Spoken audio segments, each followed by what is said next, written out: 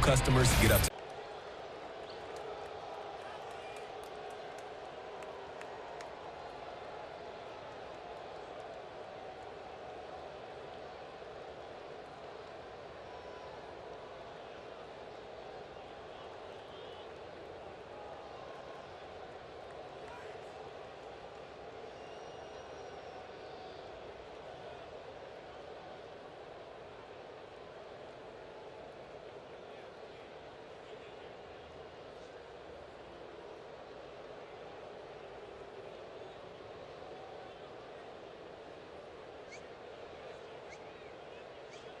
Opening game, three-game series. Mets and the Marlins on the way here on SNY. By the way, the Mets haven't lost a season series to the Marlins in 8 years.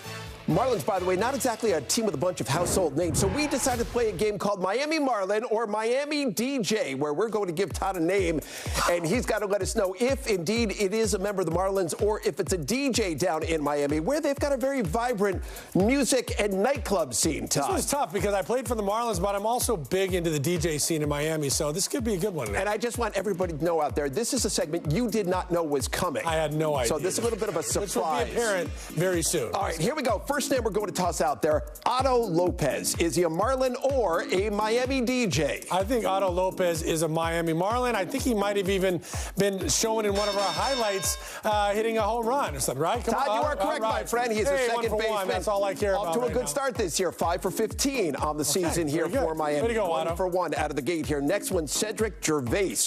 Is he a Marlin or a Miami DJ? Cedric Gervais. Gervais sounds like could be a comedian, so I'm going to say it's not Ricky, but he's a DJ down in Miami, and he's spinning some tunes. You are correct, sir. Hey, currently performing at the Miami Music Week, and he won a Grammy for his remix of Lana Del Rey's Summertime Sadness. There you go. Good. All right, I'm 2 for 2. I'm 2 for 2. Here we go. Next one, Michael Hankerson. Is he a Marlin or a DJ down in Miami? Man, Michael, you know what? That doesn't sound like a DJ name. That doesn't roll off your tongue like Dead Mouse or David Guetta or something like that. I love this. Nice. I'm going to say this is a baseball player, not a DJ. You are incorrect, sir. Better known as DJ M-Bot. Okay, then there we go. Give me the DJ He M-Bot. is the official DJ. Michael, whatever you said. He's the official DJ for the Miami Heat, and he's the official DJ for the Jamie Foxx Tour. Very good. Okay. All right. So props to you, Michael. 2 for 3 so far. Matt Mervis. What do you think about Matt Mervis? Now this one, I'm gonna. Matt Mervis, I know. Matt Mervis was a friend and at the wedding of my son-in-law. So Matt Mervis is a Miami Marlin. Came from the Cubs. Yes, I know indeed. my stuff, Gear. Very nicely done. Right. That way, Matty. Todd, pretty well done. 3 for 4 so far. Here we go. Next one, Oscar Gayton. Oscar Gayton. Is he a Marlin, a Miami Marlin, or a Miami DJ? I don't. That's another one. Let's see. OJ. I'm going to say Gayton. No, I'm going to say he's got to be a baseball player, Gary. That is incorrect. He is better known as Oscar G. He was born and raised in Miami. He's got a 12-year residency at Space, Miami. Man, he's killing it down there. Sorry, Oscar. I should have known that. All right. Next up, we've got Anthony Bender. Is he a Miami Marlin or a Miami DJ? I think a lot of people are on a bender when they're seeing some of these DJs, but Anthony's in a baseball game. He's in a uniform. This is Anthony Bender. He's a relief pitcher. Marlin. You are correct, sir. He's appeared in 2 games for the Marlins so far this season. 2 more to go. Wow. Javier Sanoa. Marlin or DJ? Oh, you know what? I did my homework today, and Javier Sanoa is a part of the starting lineup tonight for the Miami Marlins. I know my stuff. I got to know these things. Yes, here. he is. He's a utility man for the Marlins. Plays second base, shortstop, center field, and he's in there tonight. All right, he is in there tonight. Okay. You've been very good. Last one coming up here. Artist Delgado. Is he a Miami Marlin or a Miami DJ? I mean, come on. The guy's name's Artist. I mean, he's got to be a DJ. But I think that's the trick. I think you're trying to trick me here, Gary. So I'm going to say that this is Miami Marlin as well. You're incorrect. You overthought it. He's also known DJ Craze, the first solo DJ to win the DMC World DJ Championships. Congratulations, on 3 occasions. Artist. I like How about that? Todd, you did pretty well known here. as Artist DJ Grace. There we go. You did pretty well. Nicely done. Here we go. Let's get a check of the Marlins lineup tonight. Both Otto Lopez and Javier Sanoa are in there for Miami, so they're officially members of the Marlins. Xavier Edwards leads off, and Derek Hill hits in the cleanup spot for Miami. And again, the Marlins off to a 3-1 start so far this year. More to get to here. City pregame live. The Mets need Pete Alonso to have a bounce-back season. Go to take a look back at his 2024 campaign and what to expect from Pete this season when we come back here in just a moment. Brett Beatty getting set to go. He's in the cage down at Lone Depot Park, and our pregame coverage. City pregame live continues in a moment.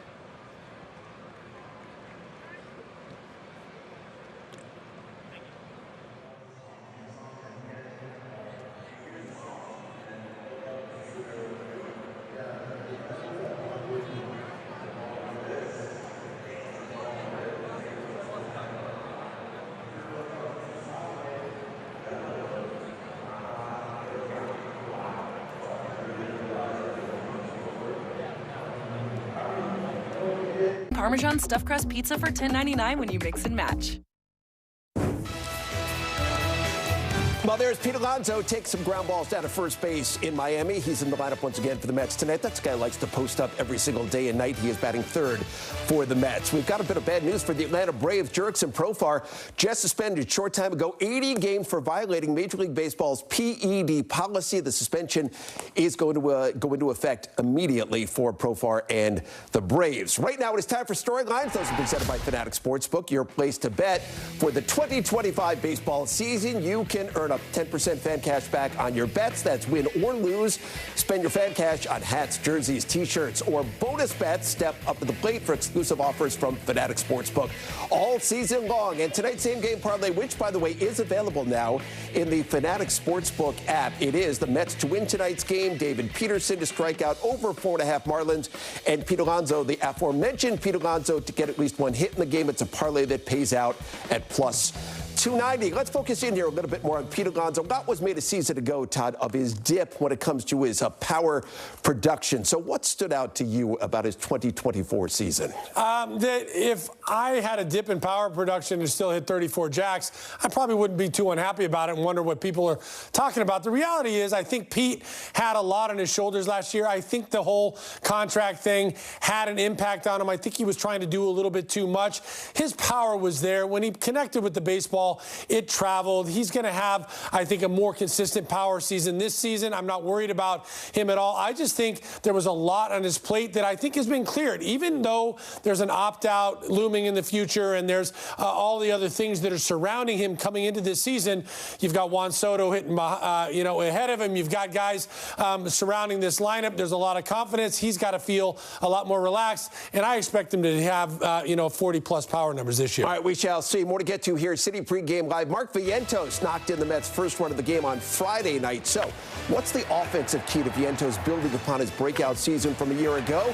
We'll examine that when we come back here in just a moment. Once again, the left-hander, 29 years old, David Peterson, going to make his first start of the season.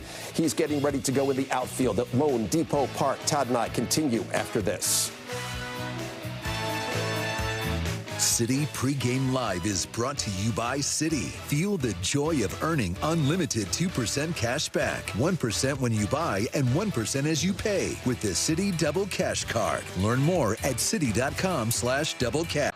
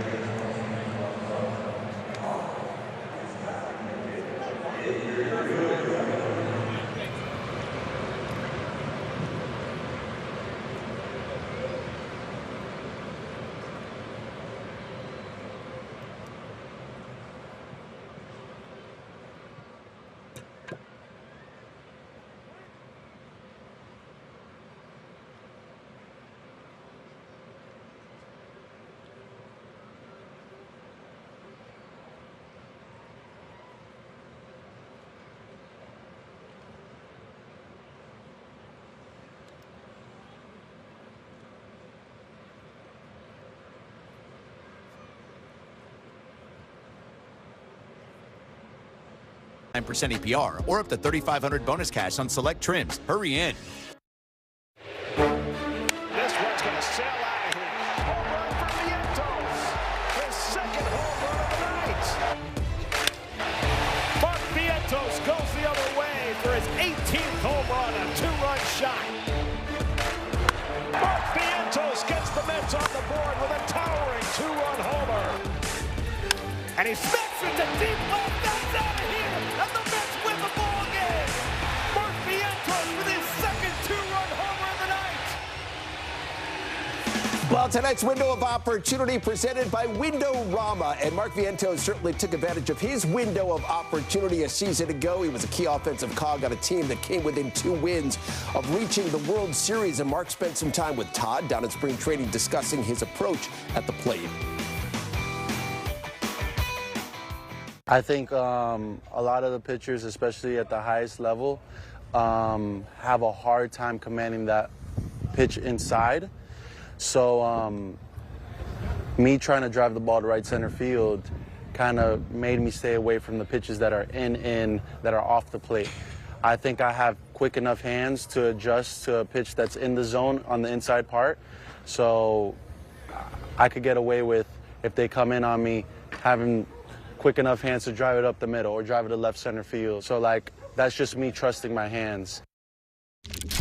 So let's go in the zone right now, talk more about Mark Vientos and your reaction to what he had to say to you down in Florida. Well, it's easy to say that, but for a guy, you saw his size. He's a big guy with long levers. Yes. For a guy to be able to trust his hands and be able to handle the inside pitch, I think is really impressive. And if you look at his hot zones, I think that kind of gives you an indication. Look at that. This is from the catcher's view. Everything inside, even up and in off the plate. Look at that slug, 478, 833 up and in right there, and even 571 up and away. He likes to get extended. We saw him drive the ball to the opposite field, but as he said, he has the ability to bring his hands in and be able to get to that ball on the inside part of the plate. And so if you take a look at what he did in the double down in Houston, he showed that in perfect form. He was able to sit back, get himself into position, and then really drive the baseball when it was a really tough pitch to hit. All right, take us through that Friday night. He knocked in the first run of the game for the Mets. Yeah, well, you start with him going against a guy that's throwing 97 miles an hour, and we picked this up at 1-2, and I just put this in there because at 1-2, watch him spit on this breaking ball. He doesn't really act. He keeps himself steady, and then this next pitch, 97 on the inside part, actually a foot inside, and he's able to drive it down the left field line. Now, if we take a look at this again from his view right here, you got Mark right here, and he likes the ball in here. We're talking about a ball all the way inside on the inside part of the plate,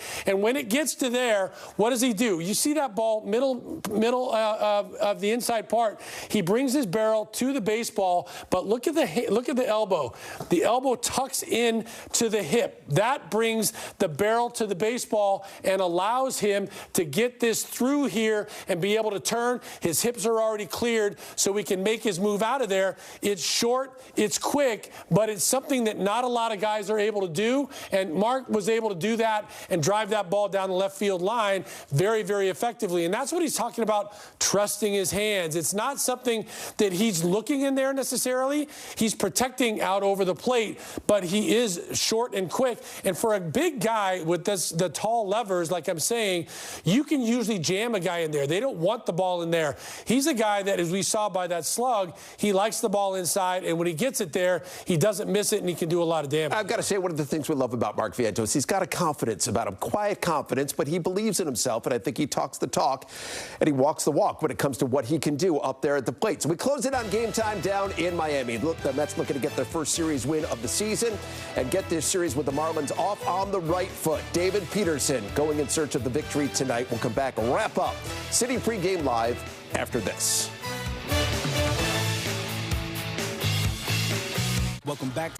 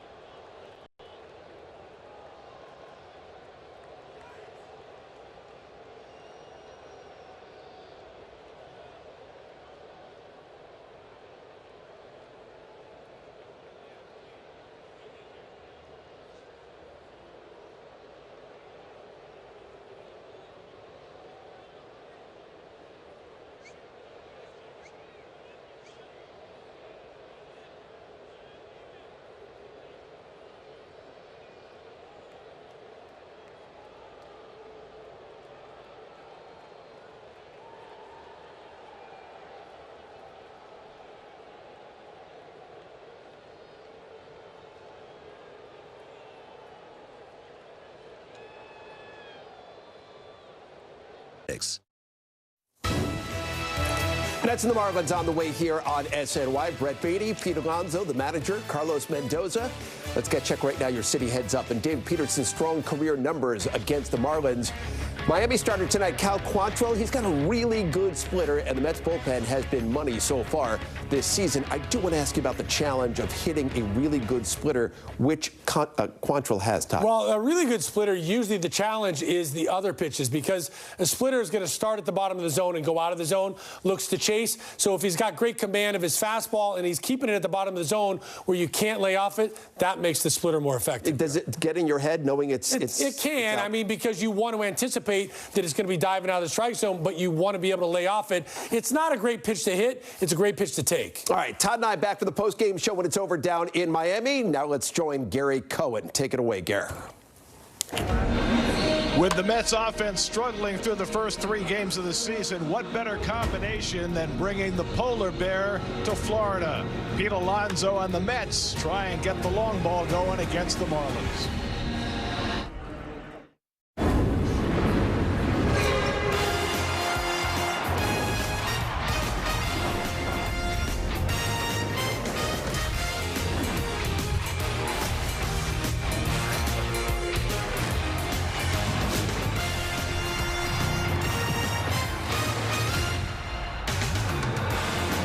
Lone Depot Park in Miami, Florida, the New York Mets play the Miami Marlins. And a pleasant good evening, everybody, and welcome to Miami. Gary Cohen, Keith Hernandez, Ryan Darling with you tonight as the Mets open a 3-game series against the Miami Marlins. The Mets scored just 5 runs in their 3-game series against the Astros, losing 2 of 3.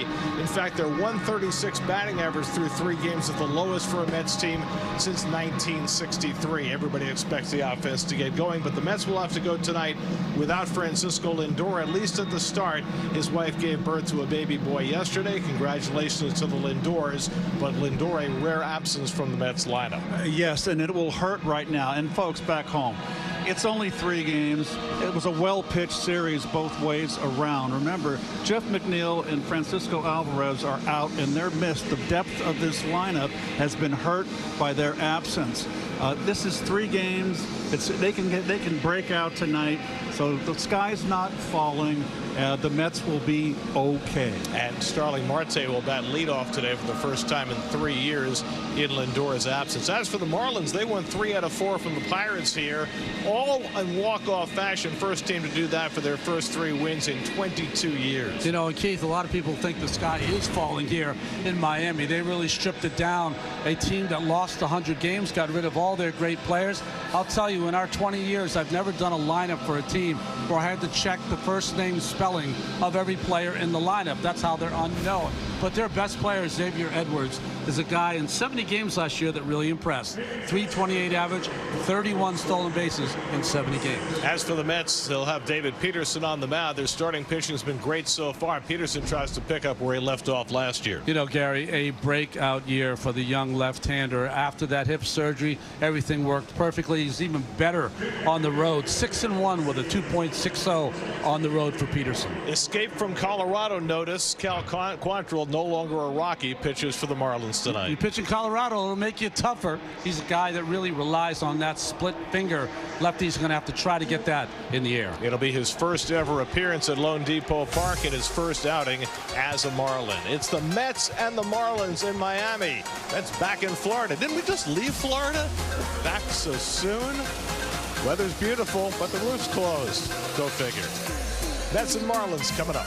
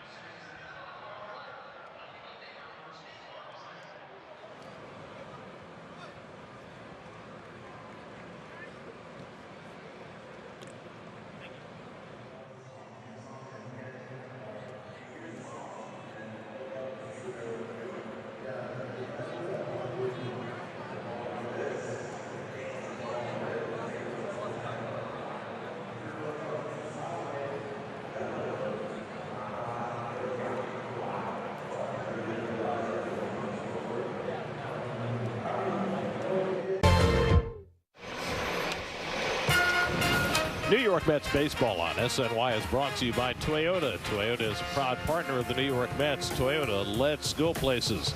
By Citi, for each Mets home run at Citi Field, Citi will donate $2,000 to No Kid Hungry. By the New York Lottery, get out there and play. And by your local Honda dealers, contact your local Honda dealer today. Suit up this season at MLBshop.com. Check out the largest selection of authentic jerseys, caps, hoodies, t-shirts, and more. Taekwondo gear not available. Visit MLBshop.com, the official source for your Mets gear. It's Taekwondo. Driver on the Majors presented by your Tri-State Audi dealers. White Sox shut out the Royals today 9-0. Martin Perez in his White Sox debut, 6 no-hit innings. Is it a different kind of year for the Chi Sox? They are 2-2. Rafael Devers went 0 for 3 strikeouts today. The Red Sox are 1-4, and Devers is 0 for 19 with 15 punchouts. Oh, and the Brewers, after getting lambasted at Yankee Stadium, gave up 11 more runs today. And they've given up 47 in their first 4 games, tied with the 1954 Cardinals for the most since 1900. Beautiful day in Miami. Come on back. First pitch coming up.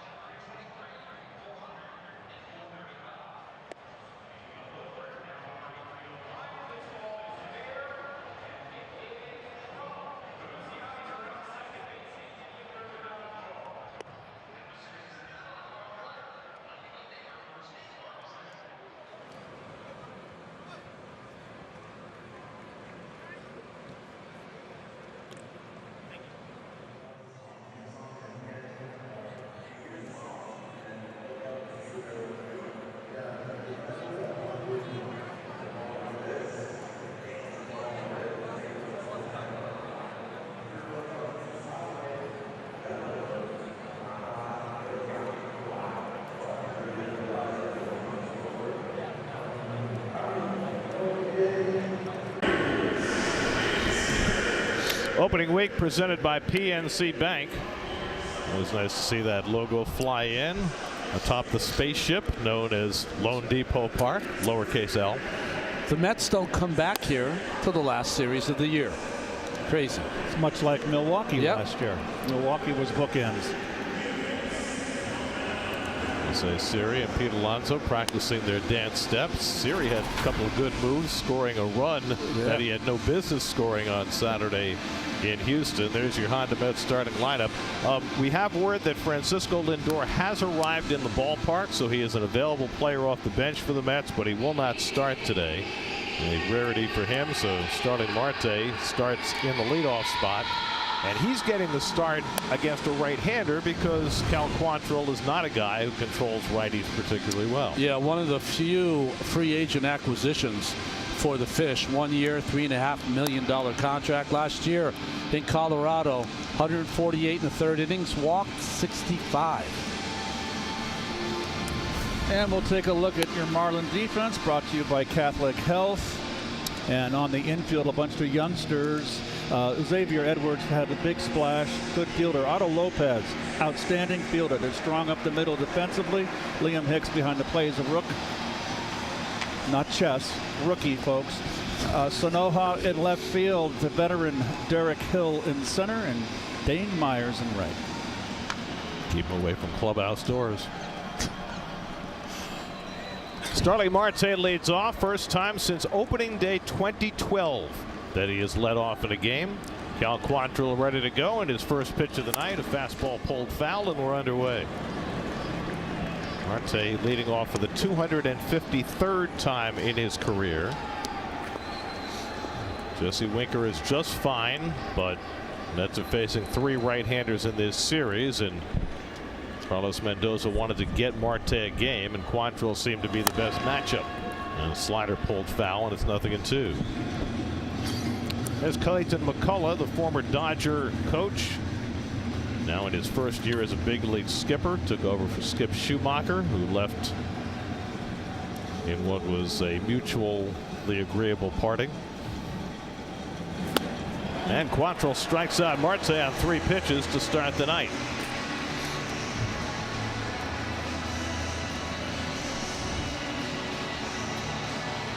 Now Juan Soto, who hit his first home run, first of 15 years worth of home runs as a Met. And on Friday night. As I've said, he is so quick inside. When he gets that barrel out and that ball middle in, that's usually what happens. That was a cutter that was out of the strike zone, up and in. And he bluffs a bunt, as he did in his first at bat on Saturday, with the third baseman playing back.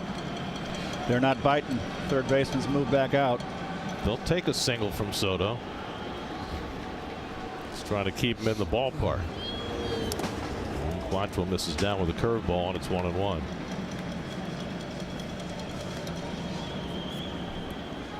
Your Spectrum high-speed baseball. Quantrill was hit hard when he threw fastballs last year, and of course Soto feasts on fastballs. Quantrill became a splitter-heavy pitch in Colorado last year. This is down with that splitter, and it's 2-1. Almost a third of the time, right, Gary? Yeah. Oh, Soto again. You're seeing the outstanding eye at the plate. Great knowledge of the strike zone. Already has 4 walks this season. .538 on base percentage, .778 slug through 3 games, and he hits a sharp ground ball and eats up Lopez, and Soto's got a base hit. Lopez tried to olay it and did the best that he could, but Soto just hit it too darn hard for him to handle. That was a bullet. Yep, he didn't really have a. Could he had a chance to get in front? That ball's hit awful hard. The Chief and I played. They used to say, get the married guys off the infield when you had a ground ball like that. Oh, the single guys too. Well, you know, more expendable. One out and one on, and here's Pete Alonso. And Pete takes a slider for a strike.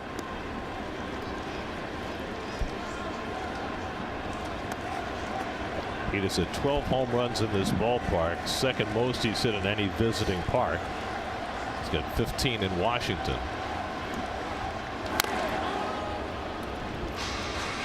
And Ronnie was talking about the splitter becoming so predominant last year for Quantrill, and I think that was a function of pitching in Denver. And one of the things you see around the league is that pitchers have gone to 5 and 6 pitches to try to confuse the hitters and make it more difficult to game plan against them. Ahead on Alonso 0-2. And buries that slider outside 1-2. Well, Quantrill actually pitched pretty well for the Rockies the first half last year. At the All-Star break, he had an ERA just a shade over 4, but after the All-Star break, 6.85. So pitching in altitude can catch up with you. It can demoralize you. He pops one up behind first base. Coming over the second baseman Lopez right to the line, and there are 2 out.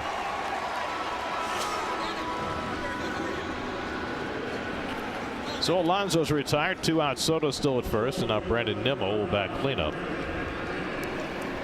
Cal Quantrill pitching for the Marlins. 20 years since his dad finished his career as a Marlin, then a Florida Marlin. His dad was a good pitcher out of that bullpen. He threw strikes, never walked anyone.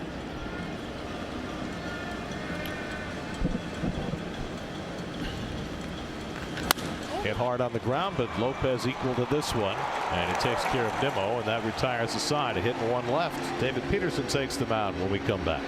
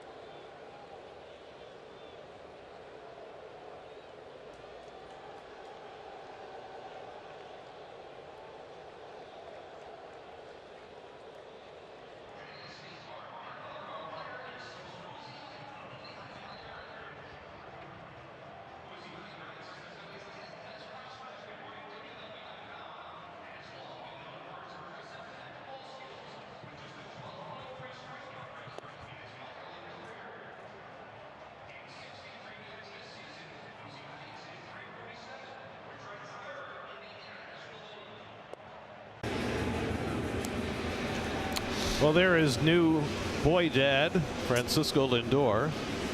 His wife Katya delivered their son Koa yesterday in Orlando.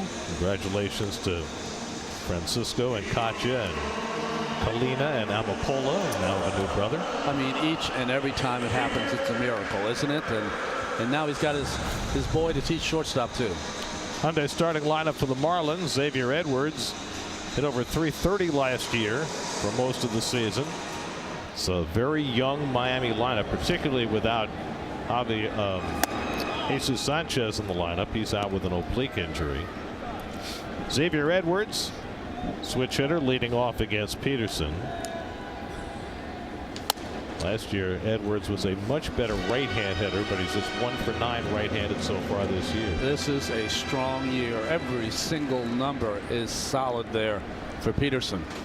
And then on top of that, his performance in the postseason, getting his first career save in the final game against Milwaukee to clinch that series, and then pitching 2 brilliant outings in relief against the Phillies, including getting the win in Game 4 when the Mets clinched that series.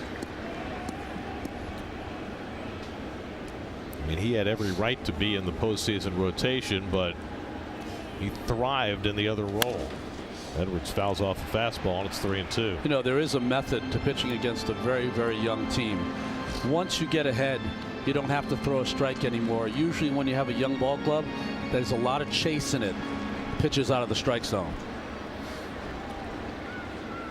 And Edwards takes a fastball for strike 3 call. Nate Tomlinson rings him up, and Peterson's got a strikeout to start his night.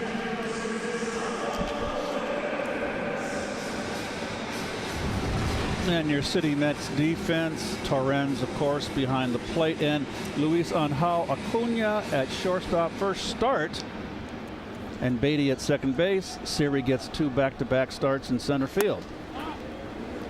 Here's Otto Lopez, who had a game-winning hit against the Mets in a game here early last season.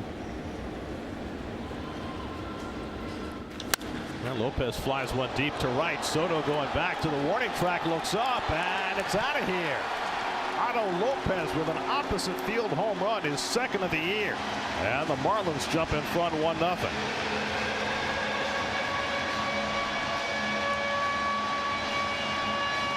Didn't see that coming. Lopez hit 6 home runs for the Marlins last year, and he hit a long opposite field home run for the first run of this game. He's a Nice little hitter. Oh, it's a fastball just actually down the middle and up.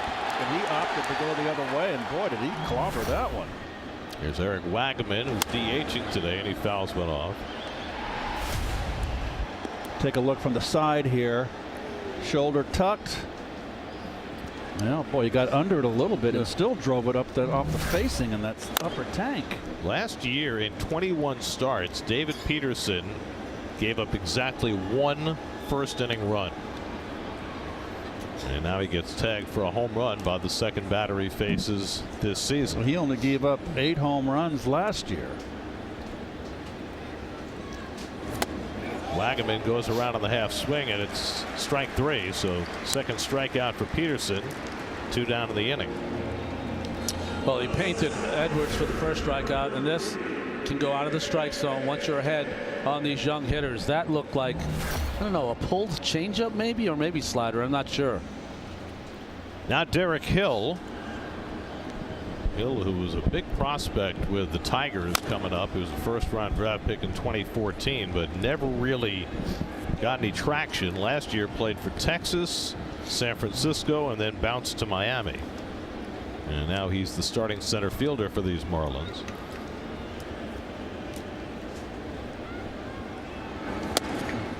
Takes curveball for a strike, and it's 0-2. Here's a overhead view. Look how deep Lopez is in the box. We see so many hitters very deep in the box. Kind of a step in the bucket stride too, if you notice.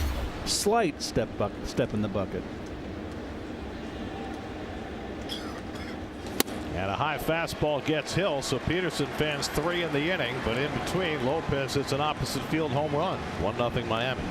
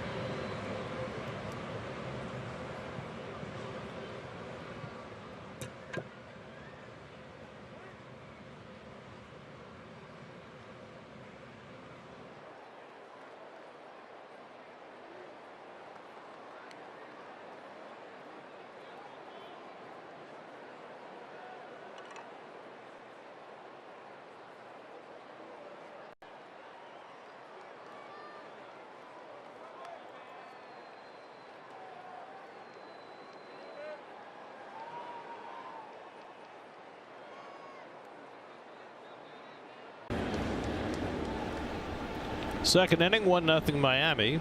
Mark Vientos leads off against Cal Quantrill and takes a splitter down for ball 1.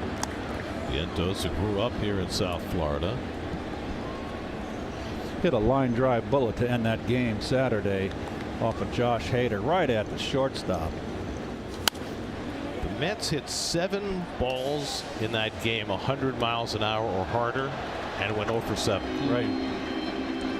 Well, they left 18 men on base in that 3-game series. We're 2 for 21 with runners in scoring position, but I don't think offense is the problem for this ball club. Shouldn't be. But they got off to a slow offensive start last year, and at least through the first 3 games, it's yet to click. Vientos just 1 for 11 to start the year. And he drives one toward the left field corner. That's down for an extra base hit. So Vientos has his second hit of the year, his second double of the year, and the Mets are in business in the second.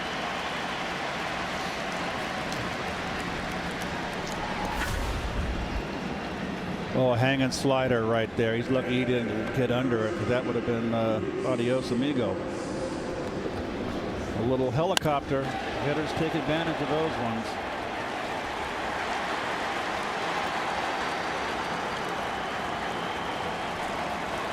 Faster than a speeding bullet. 110 miles an hour off the bat. Luis Torrens will step in. Torrens has a pair of doubles through his first 3 games of the year. Torrens has started every game for the Mets so far in the absence of Francisco Alvarez, who has begun doing receiving drills but is still a few weeks away from returning.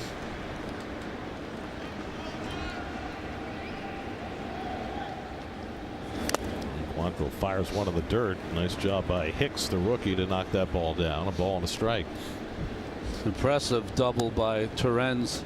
Forget what night the game was, but against that right field wall, just powdered one. Line drive to right. It was on Friday night, came leading off in the 8th inning, but the Mets were unable to do anything with it.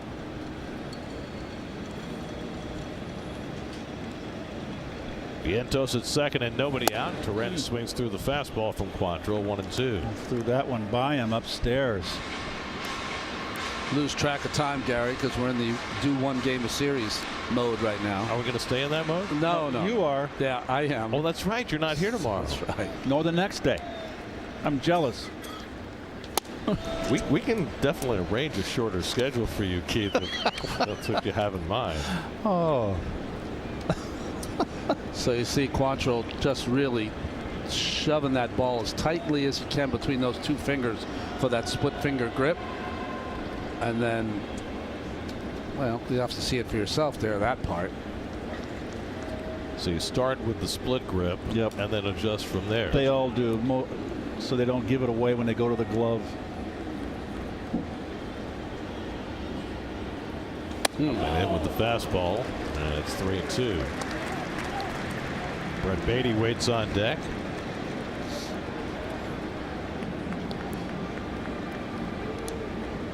Mets playing their first game against the National League East. They went 30-22 against the East last year.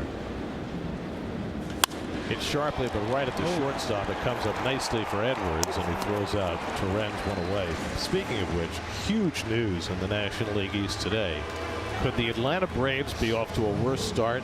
They've got swept 4 games in San Diego, didn't score a run in the last 22 innings. Now they've got to play the Dodgers, and they find out today that Jurickson Profar, who they picked up to be their left fielder, has been suspended for 80 games for performance-enhancing drugs. HCG, it's called. It's a masking agent that once you get off a cycle, that's what you use, and caught. Unmasked. Manny Ramirez was caught using the same thing many moons ago. Well, if you remember, Profar had a great year for the Padres in 22. Mets faced the Padres in the postseason that year. And then he really fell off in 23, and then he had a great comeback year with the Padres in 24. And the Braves invested in him off the performance last year, but maybe there was more to that performance than we knew. 3 years, $42 million contract. Brett Beatty looking for his first hit of the year. He's gone 0 for 5, takes the ball outside. So the Braves having about as bad a first week as you can have. It doesn't get any better tonight. Right. Got the Dodgers tonight and Tyler Glasnow.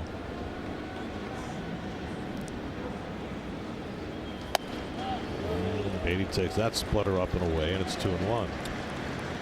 This should really be a good matchup for Beatty. But Keith, you were saying it's been a little out front on the breaking ball. Yeah, he's been rushing the breaking ball a little bit. He was pouncing on breaking balls early in the count in spring training. Fouls off that splitter, and it's 2-2. Cal Quantrill, first-round draft pick by the Padres back in 2016 out of Stanford. He was the first freshman to start opening day for Stanford since Mike Messina. Wow. Hall of Famer Mike Mussina. Native of Port Hope from the proud province of Ontario. Taken high and a full count to Beatty with Luis Angel Acuna on deck.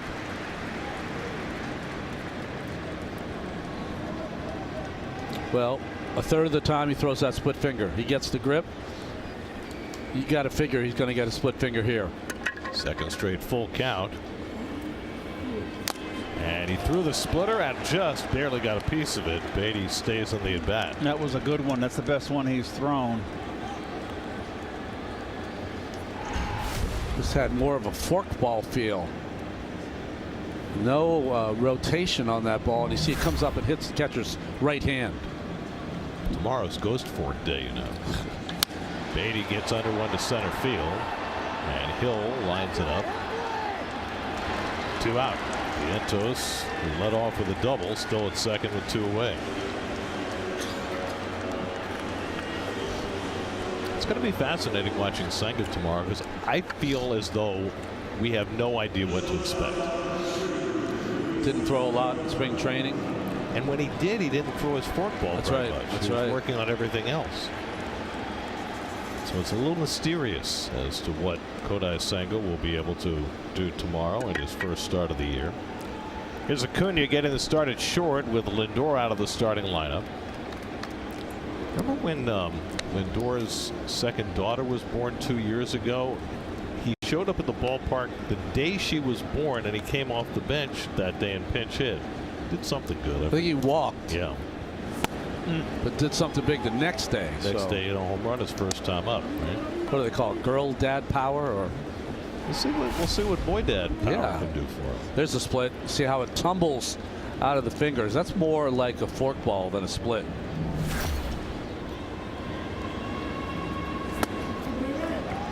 Acuna's looking for his first hit of the year. He's gone 0 for 4. He got the start on opening day against the left-hander Framber Valdez, but the Mets didn't do much against Valdez, who threw 7 scoreless innings that day, and they didn't do much for the rest of the series.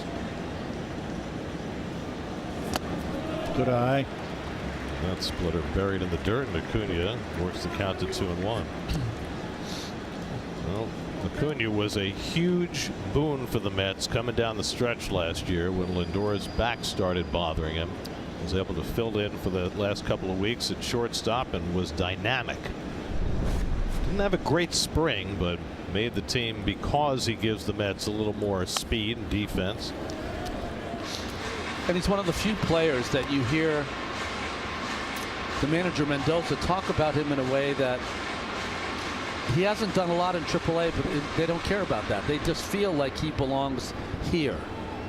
Well, he certainly performed better in the big leagues last year than he did in the minors. So whether that was happenstance or whether that bespoke a little bit of a more mature approach when he got here, we'll see. Maybe more strikes, seeing more strikes. He had that great at bat against Hader on opening day. He drew a 12-pitch walk to help fuel what the Mets were hoping would be a rally. That splitter misses inside. It's 3-2. So 3 straight full counts for Quantrill after Vientos doubled to start the inning. Jose Siri bats 9th in the order. He's on deck.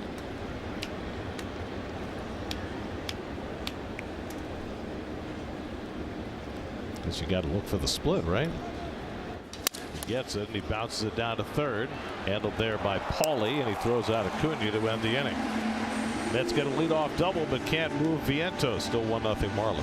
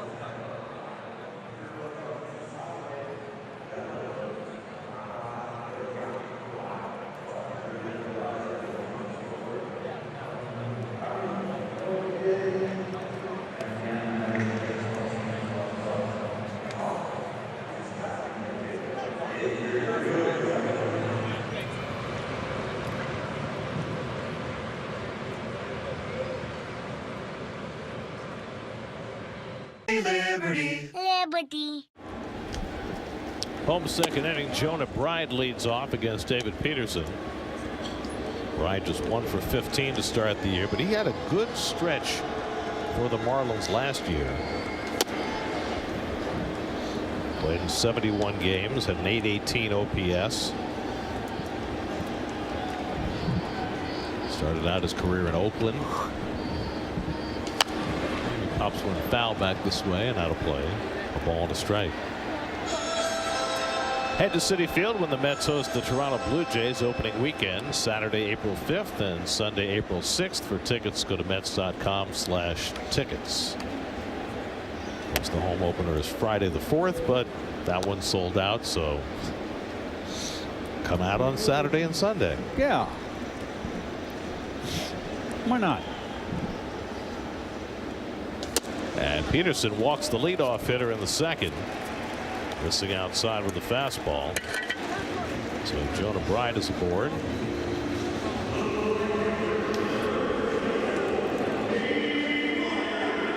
And now Dane Myers, who's playing right field today. Regular right fielder for the Marlins. Jesus Sanchez is on the sidelines with an oblique injury, so they've been mixing and matching in the outfield early in the season. So we were talking about the Braves before and how bad a week they've had. Just got worse. They just put Reynaldo Lopez on the injured list with shoulder inflammation. Oh boy. And fans will have no sympathy. I mean, how good was Lopez for them last year until he kind of ran out of gas, but then he came back, made a good start against the Mets late in the year. Yeah, I mean he was a lifesaver for them. He, along with Spencer Schwellenbach. And Myers holds the swing. 2 balls and a strike. Myers started out his pro career as a pitcher in the Tigers organization. Gave that up after 3 years on the mound. Marlins picked him up on waivers from Detroit. And he played pretty well for them last year till in frustration he kicked a clubhouse door and broke his ankle. It's funny that it's usually the other way around, that you start out as a everyday player and then you come to pitching if that doesn't work out. 3-1 coming, and he walked him. So back-to-back walks issued by Peterson to Bride and Myers to start this second inning. Well, last year the Marlins started trading players away early when they sent Luis Ariz to San Diego on the 4th of May. And you see all the other guys that they've traded away since then. And this year the expectation is that they will trade their former Cy Young Award winner Sandy Alcantara sometime before too terribly long. Liam Hicks lays down a bunt and Peterson throws him out. So Clayton McCullough had his number 7 hitter Hicks bunting in the second inning. He bunted it fairly hard here, and Vientos did not get back to third. Watch him in the left of your screen. Now it's wide open. And now, of course, Coren's yelling first, or 1-1-1. So second and third and 1 out. Now Javier Sanoa, the left fielder. Mets play the middle infielders back. I would think the ball bunted that straight back to the mound. Vientos has to get a better read. Yes, it was a mistake. Yes, no doubt. Sanoa, a guy who can play just about everywhere for the Marlins. Last year he was in 15 games for Miami, started 9 at 5 different positions. Oh, wow. So he's part of that mix and match in the outfield right now. Just 22 years old. Played in 15 games last year, so he's still a rookie. And he reaches for one and taps it foul for a changeup off the plate, and it's 1-2. Last 2 things on the bunt. Analytics-driven team here with Peter Bendix, and they're bunting with McCullough as the new manager. That's interesting. And the second part of that, it's very easy for Vientos. You hover around the bag. You have to know your pitcher. Peterson is an amazing athlete. You hover around that bag. If it's bunted straight back, just get to the bag for the force out. It's not a hard play. And Sanoja takes strike 3 called. And that's a big second out for Peterson. That's what you get for looking for the secondary stuff with 2 strikes. Got the change up and he went down looking. So now there are 2 out, and the number 9 hitter Graham Pauley. Pauley was part of the return from San Diego when the Marlins dealt Tanner Scott last summer. And Pauley takes a fastball for a strike, 0-1. Pauley was in 24 games with the Padres last year, hit just 125, but did hit a couple of home runs.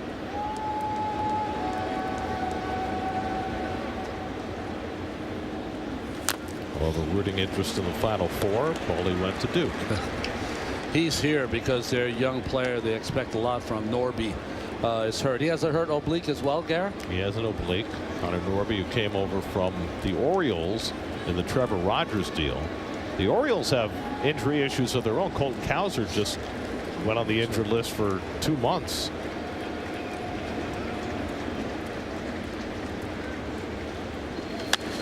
Popped up wide of third. Vientos charging, but that ball's out of play. Cowser was injured diving into first to try to beat out a hit. Jammed his thumb right into the bag. That's a gamekeeper's thumb. That's 2 months with no baseball. Now, as a starting pitcher, 2 outs. The leadoff hitter Edwards, maybe their best hitter, up next. This is an out you have to have. 100% of the time you got to have this out. It's a head 0-2 on Pauley. And a check swing. He went around strike 3. Got him with a slider. 5 strikeouts in the first 2 innings for Peterson as he works out of a jam. Still 1-0.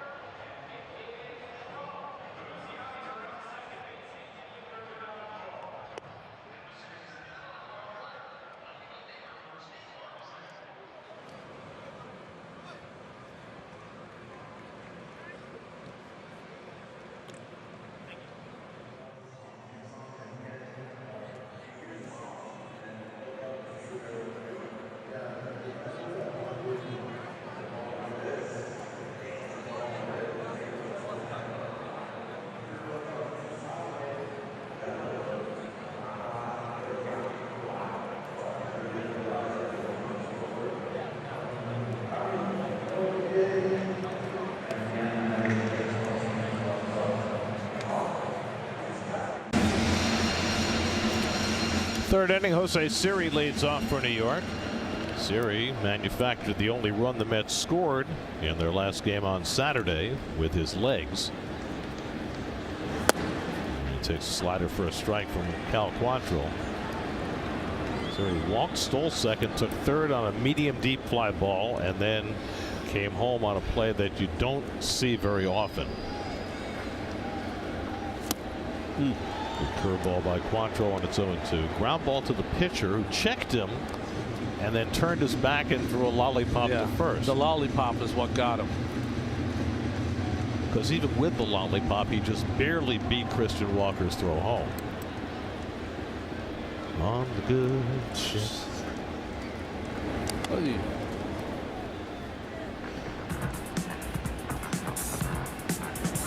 Now what you have to do as a pitcher, you look him back longer. You got all day. Oh boy, that's the good ship lollipop. Guys, 2 Shirley Temple references. Siri cracks one foul.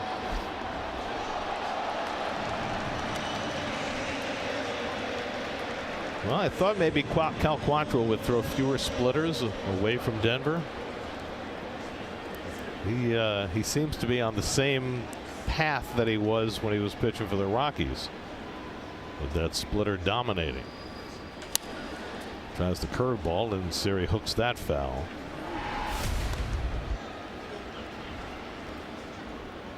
Now you bring your glove. Look at that. Good play. The only criticism I have, he didn't use two hands. Nice grab. Well done. And a swing and a miss at a curveball. And so Quantrill's got his second strikeout of the day, one down in the third. There are your City probables for the remainder of the series. Kodai Senga makes his season debut tomorrow against Sandy Alcantara. And then Clay Holmes goes in that 4:40 p.m. start on Wednesday against Connor Gillespie. Not that Connor Gillespie. Well, they gave Siri a steady diet of breaking balls there. Well, that's all he's going to see. Yeah. I mean, if you can get ahead of the count on him, there's no reason to throw him a fastball. And also with Quantrill, if you look at his numbers on his fastball and cutter, over 300 with one, over 400 with the other. Batting average. Starting Marte struck out on 3 pitches his first time up. And Marte unloads one to left field. Back goes Sanoja, back at the wall, and it's out of here. Starling Marte with a towering home run. His first of the year to tie the game at 1.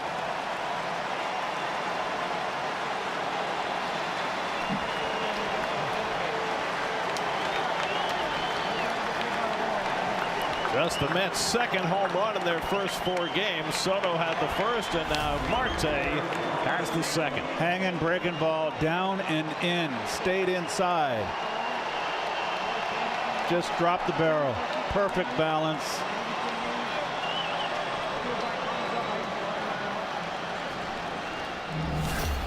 So batting leadoff for the first time in 3 years. Feels good for Marte.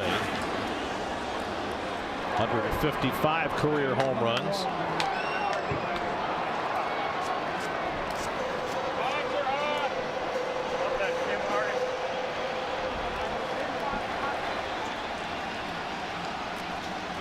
And now Soto takes one well out of the strike zone. Soto hit a bullet of a ground ball that ate up the second baseman Lopez and went for a base hit.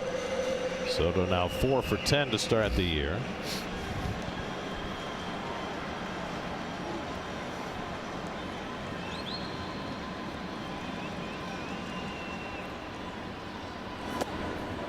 Soto takes a splitter out of the strike zone. 2 balls and a strike.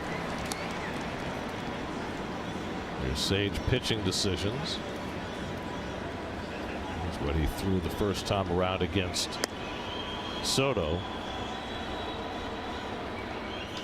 And Soto flies one out to deep center field, but this one's playable for Hill. Got under it.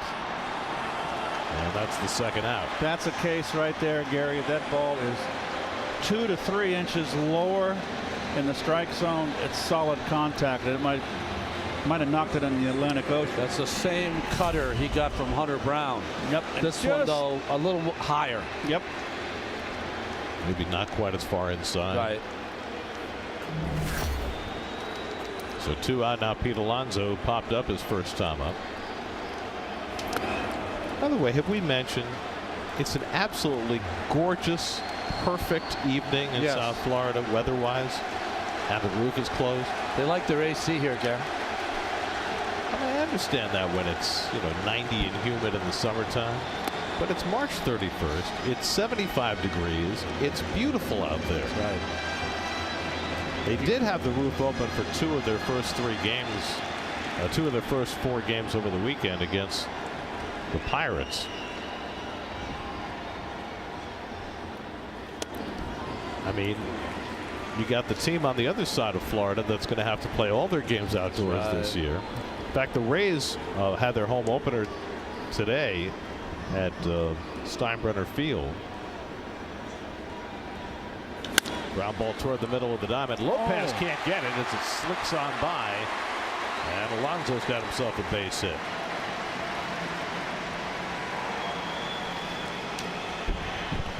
So the Mets have their 4th hit against Quantrill. Lopez makes a nice effort here. He makes this play, just couldn't quite get there. He's going to throw Pete out. He's a good fielder. They say the Rays played their home opener to start the season.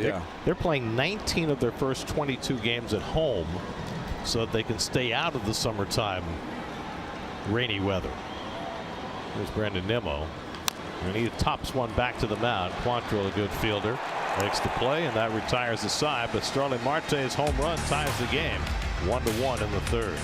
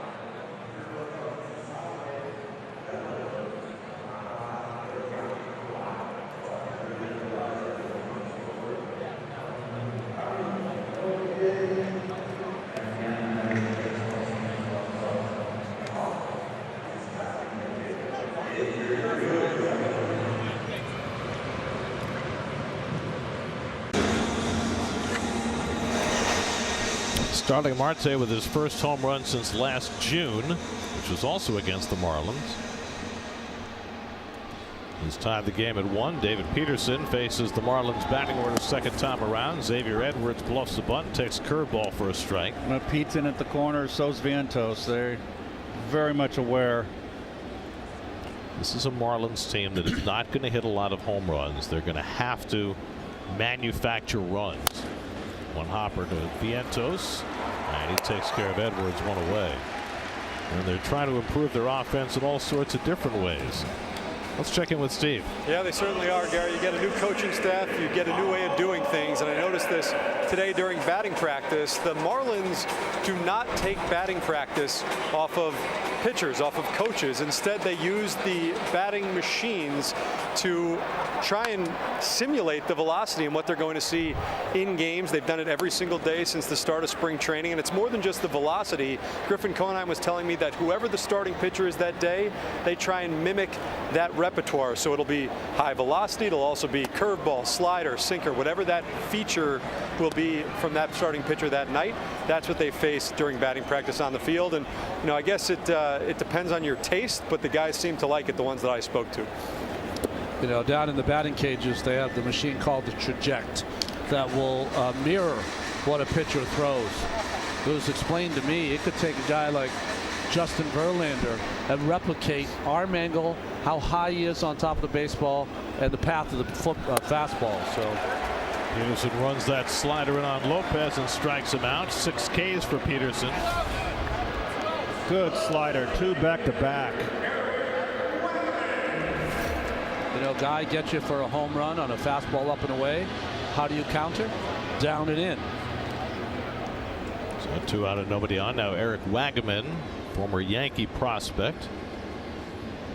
Went to the Angels in the Rule 5 draft last year, played only a handful of games, and then signed as a free agent with the Marlins.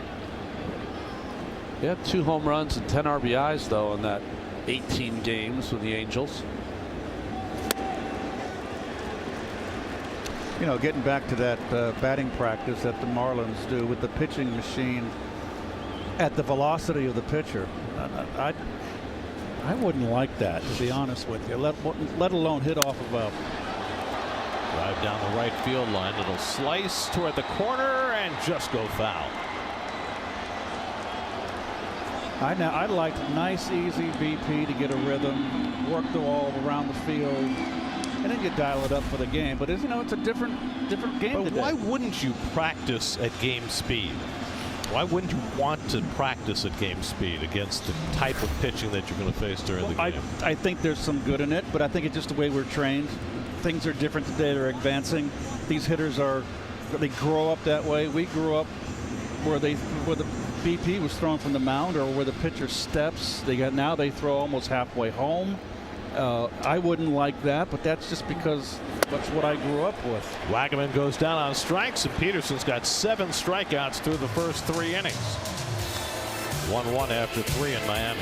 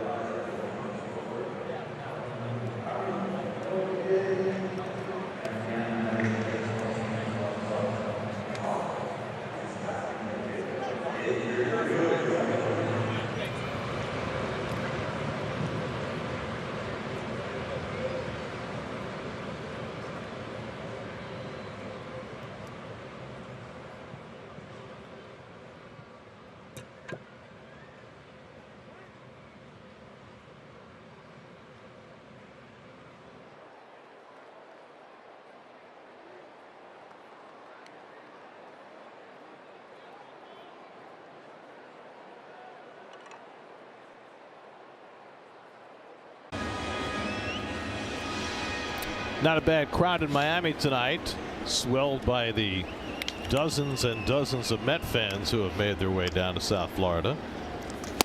South Florida native Mark Vientos swings and misses at a fastball. Vientos had the Mets' first extra base hit of the night, a double into the left field corner in the second. Starling Marte's home run tied the game in the third. Half swing on the splitter. He held back in time.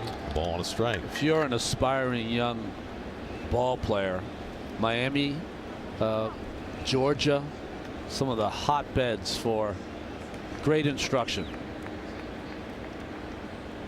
Mark was born in Connecticut, but moved down here when he was just a kid.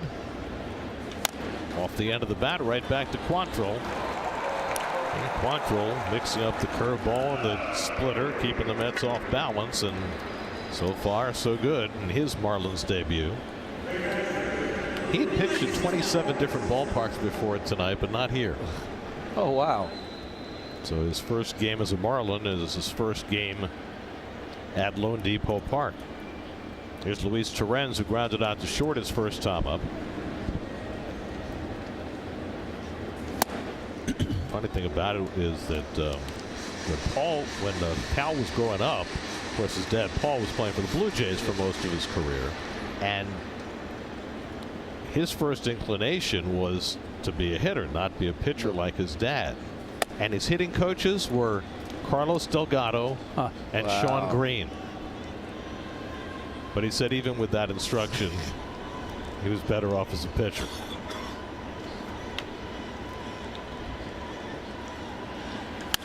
Hit the other way, and Torrens has himself a base hit. So Luis Torrens, who was going to right field all spring, has done that since the bell rung as well. His third hit of the year. There's Paul Quantrill. He was much beloved, a Canadian kid pitching for the Blue Jays. Look a little bit like DeGrom there. The 48. Well, the number, certainly. Well, it was nice to see Jake pitch successfully in his season debut for the Rangers yesterday. What was interesting about it is I saw his pitch usage. A lot of curveballs, a lot of changeups. But he still had that nasty slider. He did. He did. Beatty flied out to center his first time up. Torrens at first and 1 out. And they cut her in for a strike, and it's 1-1. Speaking of former Met pitchers, we were thinking that we might see Max Scherzer when the Mets get home to play Toronto, but now Scherzer's gone on the injured list because his thumb continues to bother him. Fly ball foul. In fact, he left his first start with lat soreness, which he felt was directly related to the way he was throwing the ball because his thumb was hurt. Wow. So no Scherzer on the docket this weekend. You got to see Guerrero and Bichette. Now, Bichette's off to a nice start. It's a free agent year for him as well as Guerrero.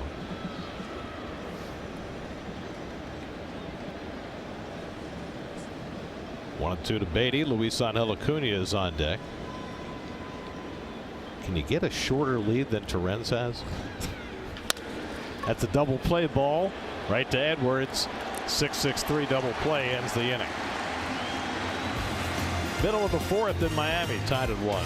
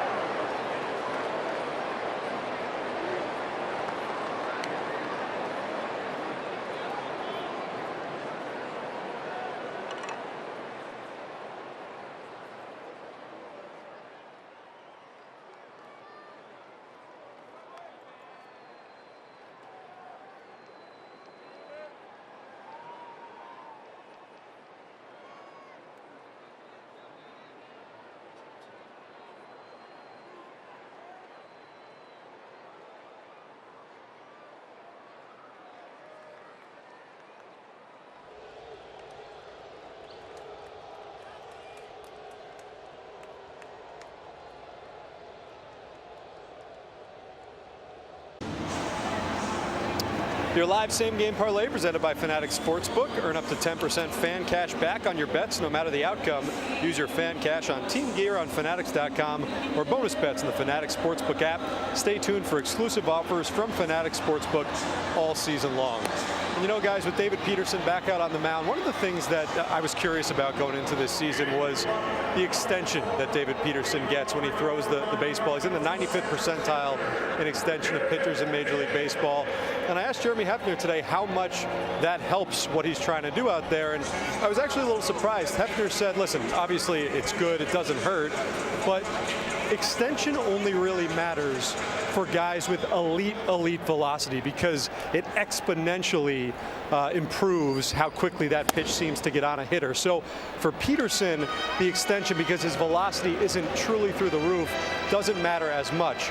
What matters for Peterson is the arm slot with which he throws his pitches, especially his two-seamer. He comes over the top with his two-seamer, and hitters, when they see that, it feels like the pitch is going to ride, but it just drops right down. It's very similar to the way that Jerry's Familia used to throw that sinker when it was really good, or even to Clay Holmes. And that is why, especially that sinker, according to Jeremy Hefner, is as good as it is. It has nothing really to do with the extension from the tall David Peterson.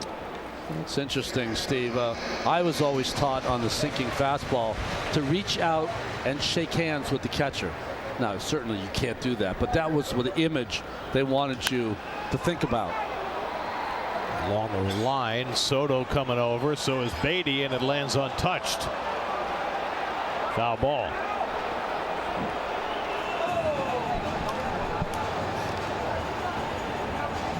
Beatty was sprinting. Soto was coming a little more tentatively toward the line, and neither one was able to get there.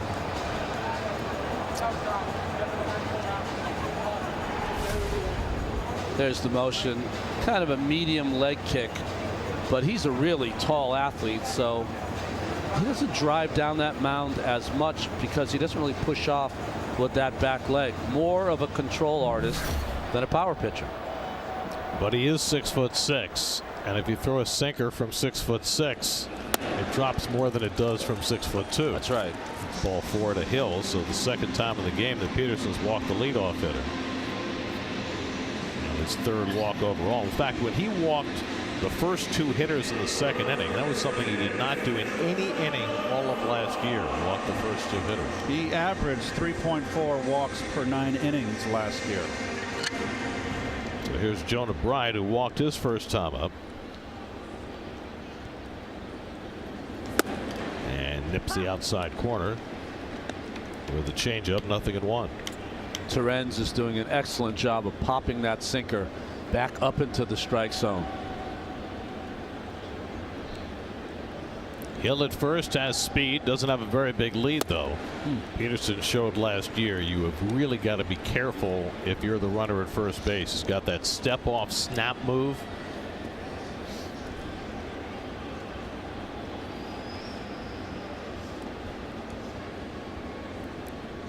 Head 0-2 on Bride.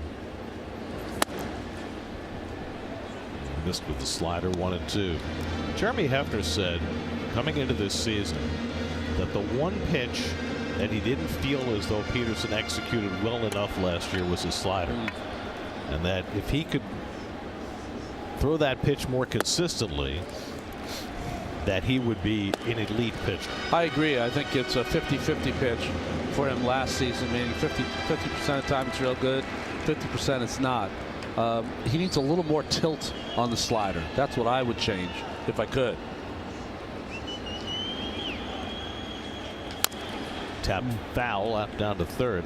We've seen him throw the back foot slider a couple of times in this game, and that could be a really effective strikeout pitch. Yeah, when he's ahead in the count, as we've seen, he's been behind a lot. These young Marlins hitters. By the way, speaking of sliders, how about Griffin Canning the other night? So good. But he threw it 54% of the time. I mean, that's something a relief pitcher might do. That's hit down the right field line, slicing away from Soto, and he makes the grab. Terrific play by Soto, and scrambling back to first is Hill. That ball appeared to be by Soto as it was slicing away from him, and somehow he got over there and made the reaching grab. Terrific play for the first out. I wonder, this ball almost popped out on the run here because he kind of did a double pump. No, he's got it. That's a terrific play and well positioned to make that play. So Soto saves Peterson's bacon, keeps the runner at first with one out, and now Dane Myers. And honestly, I thought Hill did well to not get fooled by that ball because it looked like that ball was going over Soto's head. But he stopped shy of second base and was able to get back easily. Well, Soto's angle toward the ball was a little shallow, so that's what cost him. The ball was just a little higher than he thought it was.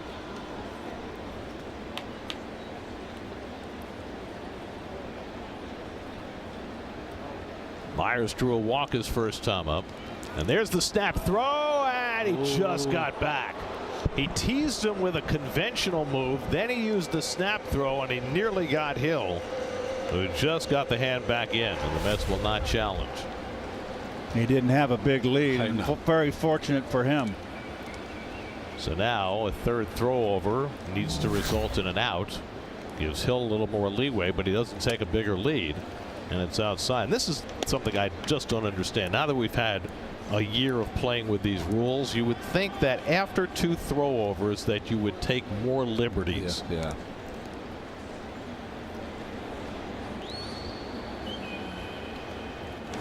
That's looped into shallow right center. Coming on is Soto. He short hops and it goes on by him. Hill will go to third, and Myers is safe at first with a base hit. Soto trying to make a shoestring catch, but that ball got under his glove, and Siri did a nice job backing up. Well, Siri barehanded this, and there's no way that anybody's going to get to that ball, but nice backing up and nice play with the bare hand.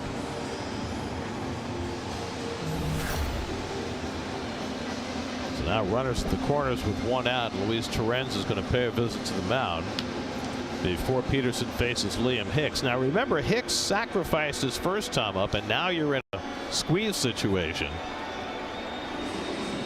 Hicks is a Rule 5 pick.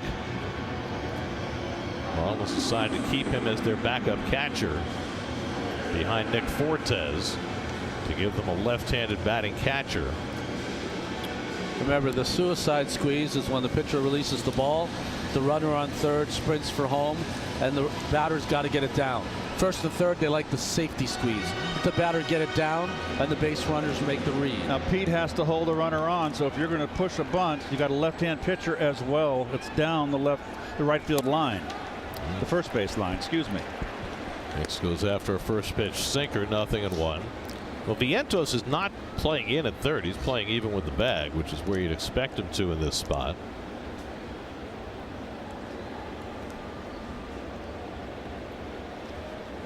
Grounded down to first. Alonso's going to go to second. The return throw back. In time, double play. Side retired.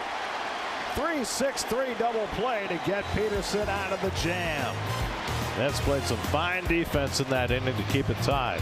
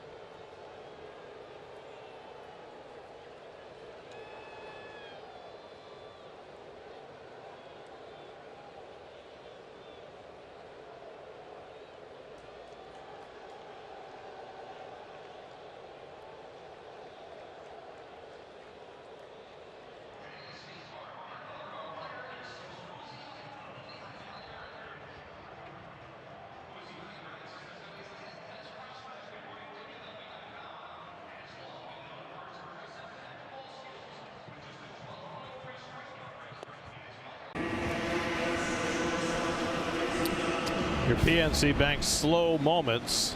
Pete Alonso starting and finishing a double play. Coming in, cuts the angle. Gets rid of the runner.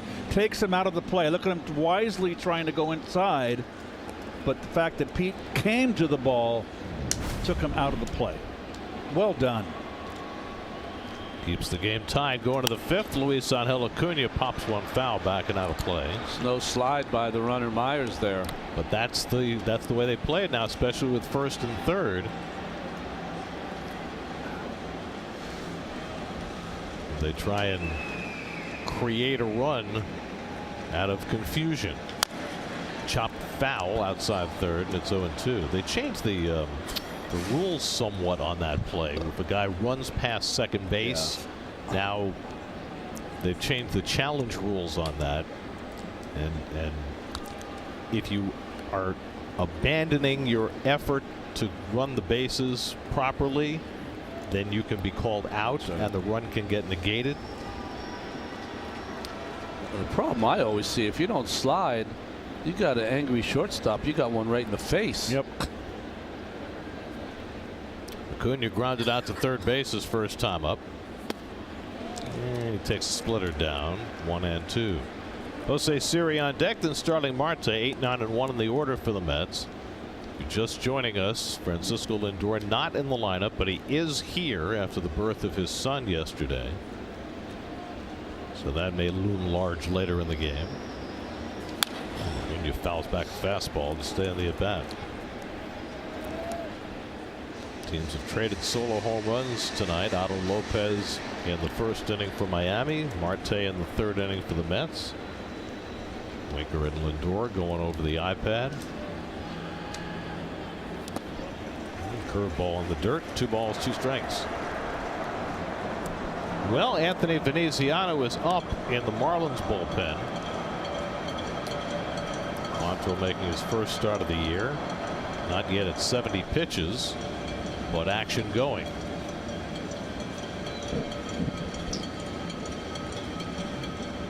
Ground ball toward the hole. Nice diving stop by Paulie. The throw to first, though, not in time, and it trickles by Bride. Paulie did a great job of diving and smothering that ball, but Acuna so quick down the line, he beat it out anyway. Once he's diving, he really can't get enough on the throw. He can't, with the speed of Acuna, he had to get rid of it. Really a nice play, though, but Acuna could fly. Smelled a hit. It's his first base hit. So the Mets have a leadoff man on, and a throw at first, and Acuna had to scramble to get back. You said it before, Gary. Quantrill's good athlete, quick feet. And the Marlins have the bullpen up on the left-hander. You know why. It's ready for Soto. Always got to be aware of him. Big lead. Acuna's already stolen 1 base this year. Long hold by Quantrill. Thrown away to Siri, 1-0. That was a good hold right there. Yeah, it was. I mean, that's an aggressive lead at first base. Quantrill had 3 pickoffs last year. He allowed 14 steals, but 9 caught stealing with the Rockies. So he is not easy to run on. Siri drives one out to right center field, headed toward the gap. Myers won't get there. It's up the gap and all the way to the wall. Acuna flying around 3rd. He's going to be waved home. The relay throw to the plate by Edwards is cut off. It's an RBI double for Jose Siri, and the Mets go in front 2-1.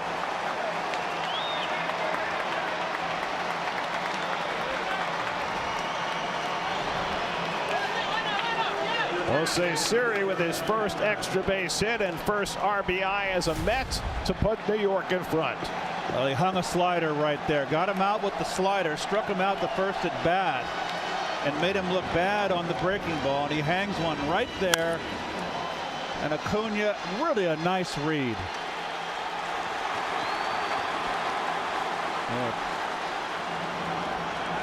Now Starling Marte with Siri at second and nobody out. Takes the fastball high for ball 1. Hey, with the new ball club, getting a big hit. He had an exciting play to score a run in the Mets last game, and now he has the go-ahead RBI out of that 9 spot. I mean, the Mets don't have as deep a lineup today as they'll generally have with Lindor and McNeil and Alvarez in the lineup. But if you can get any production at all out of your 9 spot, you are so far ahead of the game, especially when you've got Lindor and Soto most days hitting 1 and 2. And splitter misses up and in to Marte, 2 and 1.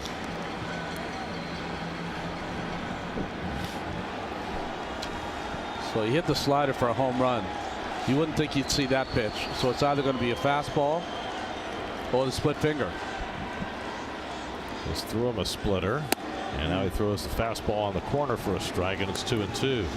This will probably be Quantrill's last batter, with Soto on deck and the left-hander up in the bullpen. Yeah, or they could walk Soto.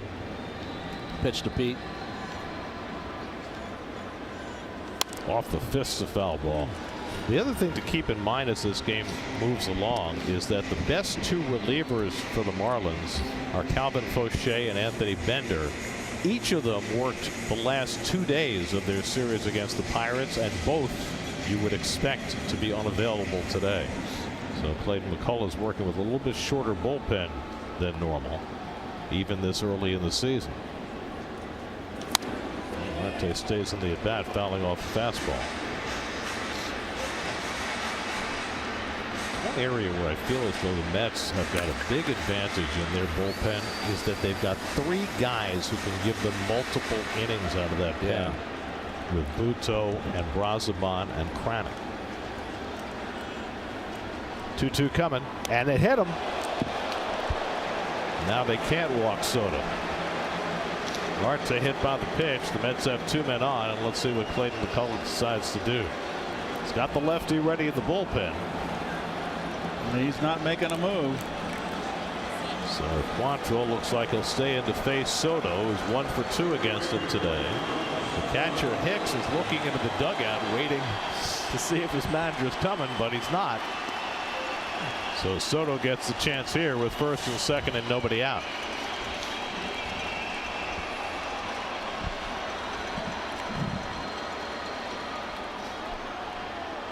Good speed on the bases with Siri at second and Marte at first, and the home plate umpire Nate Tomlinson reminds Cal Quantrill to make eye contact with the hitter.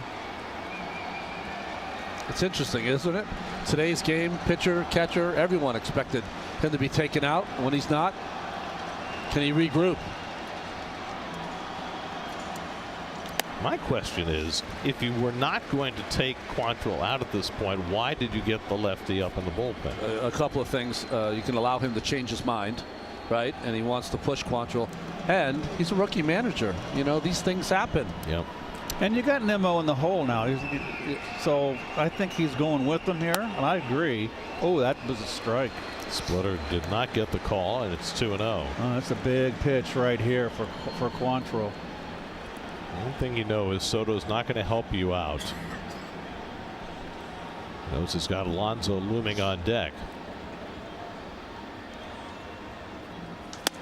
Soto takes a strike with a cutter, and it's 2-1. Good location, and that's smart hitting. He can recognize, okay, I'm going to, believe it or not, I'm going to get beat on that pitch. I'm ahead in the count. I can spit on it.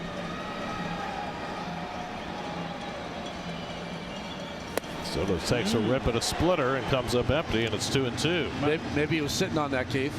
2 good pitches right there.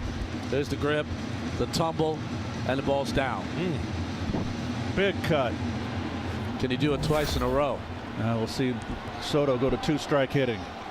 2-2 to Soto. One takes that one down. Another splitter, 3-2. And notice everybody at home, your kids especially, Soto chokes up on the bat. Barry Bonds choked up on the bat. He's a half-inch choked up. You can see it right there. I always wondered when Bonds was hitting all those home runs, choking up, why nobody else did it. 3-2 coming. Inside low, ball 4. The Mets have the bases loaded. Well, he came with a cutter on 3-2 and did not locate it as well as he had the prior one. That's the first walk of the day for Quantrill, and the Mets have the bases loaded and nobody out. And Pete Alonso in a position to do some damage. Now to bring the pitching coach Daniel Moscos out of the dugout. George Soriano getting up now in the Miami bullpen. It's really a little different thinking from Clayton McCullough, the manager for the Marlins. Usually in the first week of the season, you do not see a starting pitcher pushed this far in this inning. You just don't. I think the fact, though, that he's short his best two relievers might have an influence. Yes, that's the best call, Gary. Yes. Good call, Gary. Well, so Pete Alonso, we highlighted him in the open today about his numbers against the Marlins. He's got 3 career grand slams. One of them was against Miami in 2022. And he'll come up here with the bases loaded and nobody out, with the Mets having taken the lead for the first time tonight here in the 5th inning. The Marlins will bring their infield in. Wow. Wow. It's Siri at third, Marte at second, and Soto at first.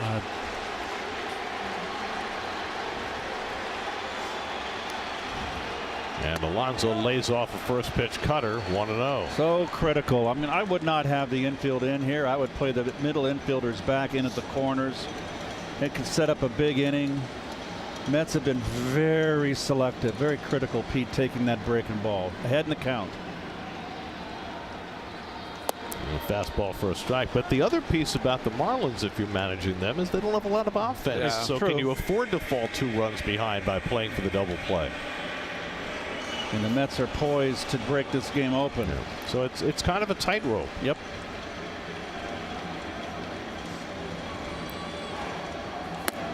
And that sinker just missed out of the strike zone. 2-1. Good eye by Pete. Brandon Nimmo on deck. All started with Acuna beating out an infield hit. Siri doubled. Marte was hit by a pitch. Soto walked. 2-1 to Alonso. And Pete takes that cutter down. 3-1. So now Quantrill in a huge predicament. Yep, he is behind the 8 ball right now. Bases loaded, nobody out, behind on Pete Alonso. 3-1. Pete with 226 career home runs, looking for his first of the season. And Alonso fouls one away. Full count.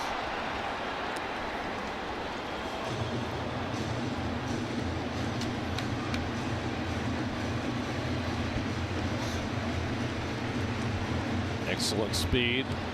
Siri at third and Marte at second. Soto the runner at first. And Alonso just got a piece of that sinker to stay on the at bat. If you're Quantrill there, you want that ball put in play. Pete was able to foul it off to live another day. So Quantrill, with nobody out in the 5th inning, is about to throw his 90th pitch of the night. Fascinating to see how far McCullough winds up going with him here. And Nimmo on deck, a left-hand hitter.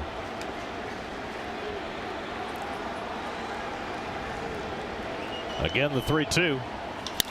In the air, deep right center, back toward the gap. Myers near the wall, and it's out of here! Pete Alonso, grand slam!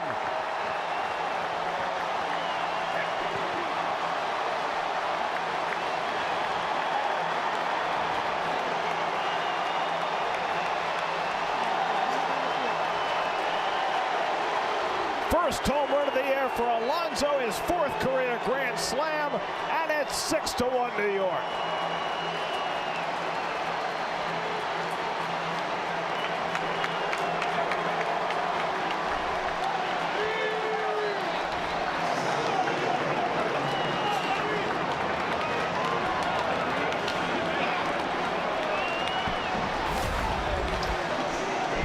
Well, when you're facing, he's coming with the fastball. Pete went right with it, did not try to pull. And when you have a lineup like the Mets have, you cannot give free passes. And that is just letting the ball get deep. That ball's on the outside corner and going with it. And that's something that Pete kind of forgot about last year. He pulled way too much. Clayton McCullough, first week as a manager, stayed a little too long with his starter and paid for it. Called to the bullpen, brought to you by Nissan. Shop NissanUSA.com.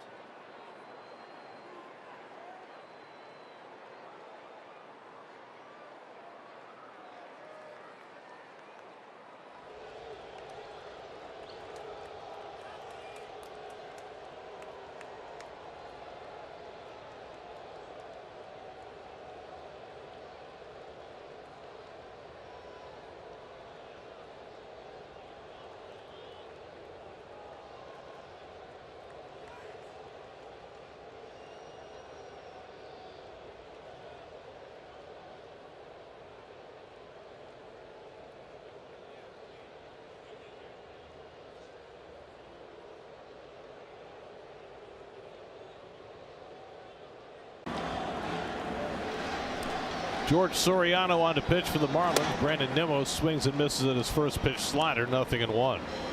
Well, the Mets scored 5 runs in their first 3 games this year. They've got 5 runs home in this inning, 4 on 1 swing from Pete Alonso. Now just 25 home runs behind Darryl Strawberry. Soriano, see what he's done this season. The bullpen from Miami has been very good. Slider, changeup artist.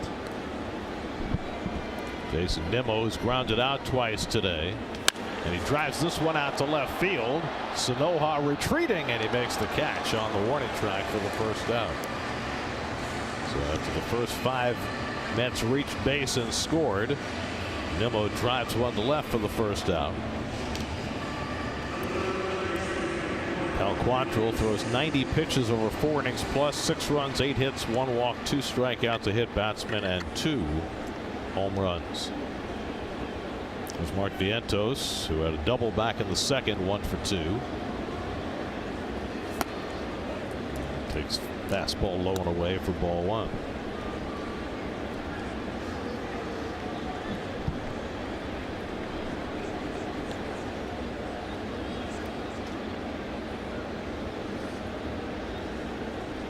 I want to get back to the way that Clayton McCullough managed this inning. Yeah. Because if you talk to just about anybody about managing in the big leagues, the biggest in-game consideration is how you use your bullpen. And but you pointed out he was restricted in how he could use the bullpen, and at some point he decided his best choice was with Quantrill. The only issue I have with it is that it's out of the ordinary now to leave your pitcher in big situations. Everyone wants to bring in the bullpen. That's how they manage now. So none more than his manager in Los Angeles, that he was the first base coach, always ready to go for the matchups in the bullpen, and there he pushed his starter. Well, especially, you know, we talk about third time around the batting order, right? He had it set up with the lefty ready to face Soto and opted against it. And once he did that, he put himself behind the 8 ball. My problem, Gary, is that we've taught these young pitchers that we're going to come and bail them out anytime they get in trouble. And now what happens when you push them and they're not used to it? Vientos hits one down the left field line, back toward the corner. Sanoha right at the wall, and it's foul. That had distance. Too much hook to it. So Vientos will come back with a 3-2 count. The perils of starting pitching. He was on the verge of maybe having a real good strong start, and a couple of pitches later it's all over. It's almost like the third time through the order. Yeah. The Mets had the measure of Quantrill.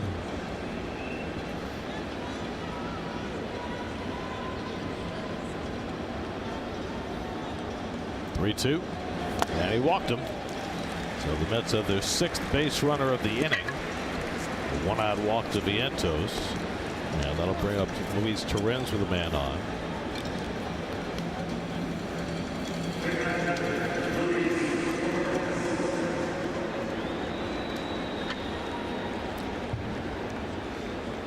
Torrens had a base hit to right field his last time up. He's 1 for 2 tonight.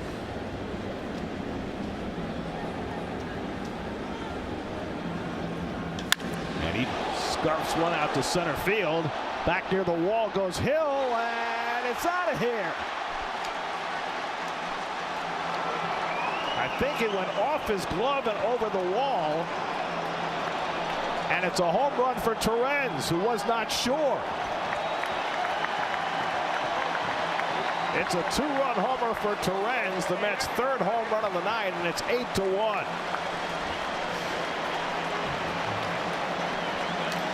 That was bizarre. I thought he caught it.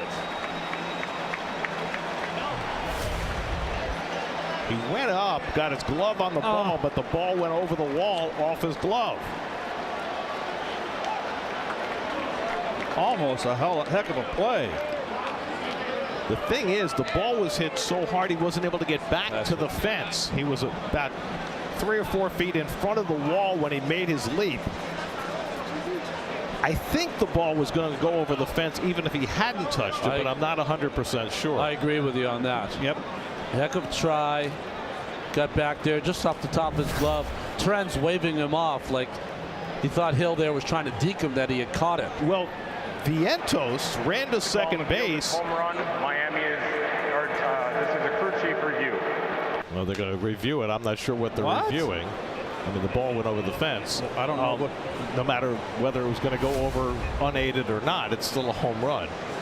I'm not sure. Maybe it's not a home run without the deflection. But Vientos didn't know either. He went to second base. He was heading back to first. Oh, don't do that. He thought, because you could have the hitter pass the base runner, which would. The call on the field is confirmed. It is a home run. Wow. Well, usually when you can't find the ball, it's usually a home run. But Torrens stopped as well because he didn't know. Yeah. It reminded me a little of the Todd Pratt home run against the Diamondbacks in the 1999 division series, where Steve Finley jumped against the fence at Shea, and nobody in the ballpark knew for sure until he came down and put his head down, and then Pratt, who had stopped after first base, started running around the bases.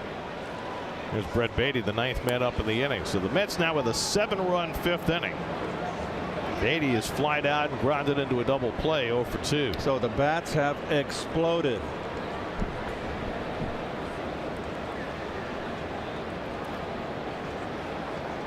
Mets have hit 3 home runs tonight. Marte a solo shot to tie the game in the 3rd, and then in this 5th inning, Alonso a grand slam and Torrens a 2-run homer, his first of the year.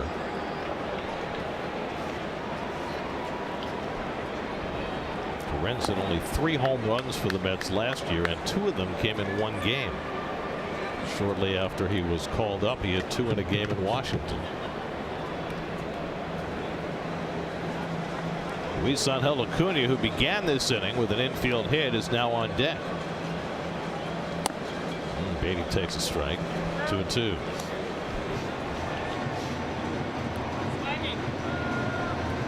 George Soriano, who was in 22 games for the Marlins last year. His 3rd game already this season.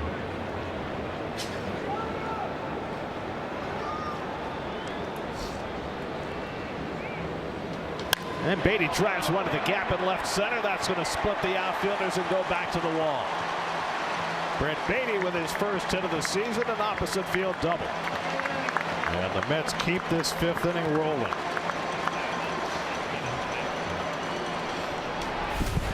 Well, this was Steve Finley on an October day in 1999 trying to catch Todd Pratt's fly ball, but he stepped in a hole, didn't go as high as he thought he should.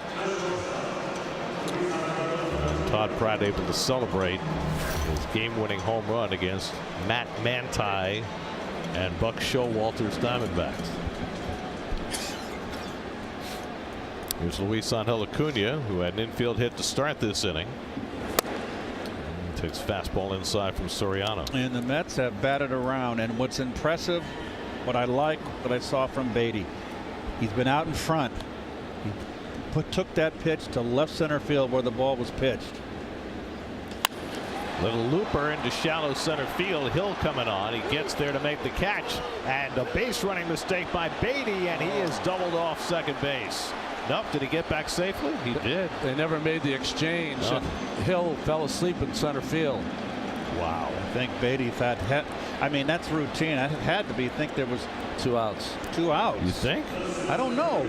I mean, he hadn't rounded third. Yeah, but he went back because Mike Sarbaugh was telling him to go back.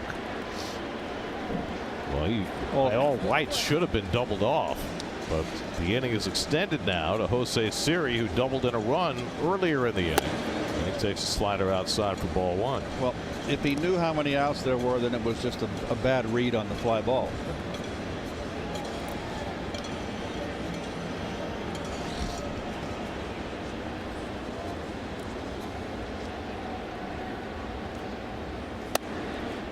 Siri ahead in the count 2-0.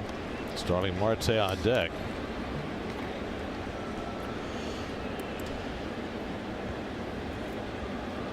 Nightmarish inning for the Marlins, who've already thrown 47 pitches in this inning. Mets needed one of these innings offensively, though. Really did.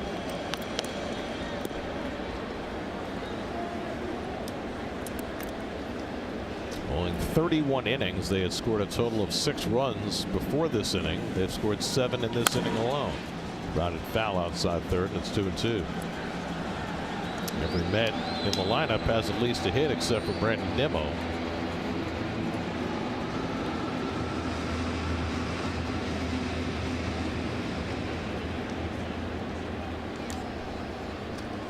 Beatty at second with 2 down. 2-2 to Siri.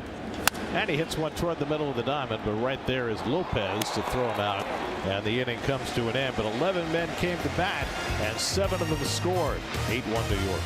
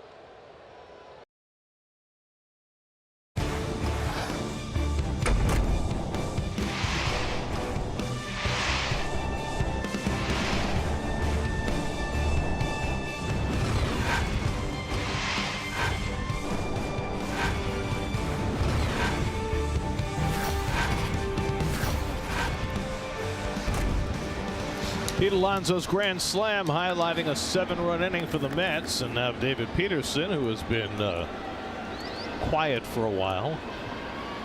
32 minutes since his last pitch, and he gets a strike over to Javier Sanoja. He's had a nice respite. You give me 7 points, I'll make it work.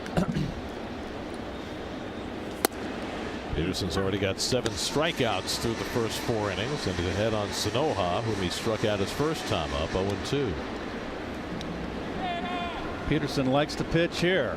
And a swing and a miss. Got him with a slider. That's 8 strikeouts for Peterson, the second time he's gotten Sanoha.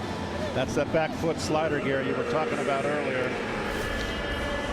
2 fastballs down and away, and then the slider down and in. No contest. So, Ronnie, if you get a pitcher who's been sitting for a long time while his team was having an offensive inning, and he comes back out and he's sharp, which isn't always going to be the case. That's hit to the gap in right center field, and Grant Pauley has himself an extra base hit.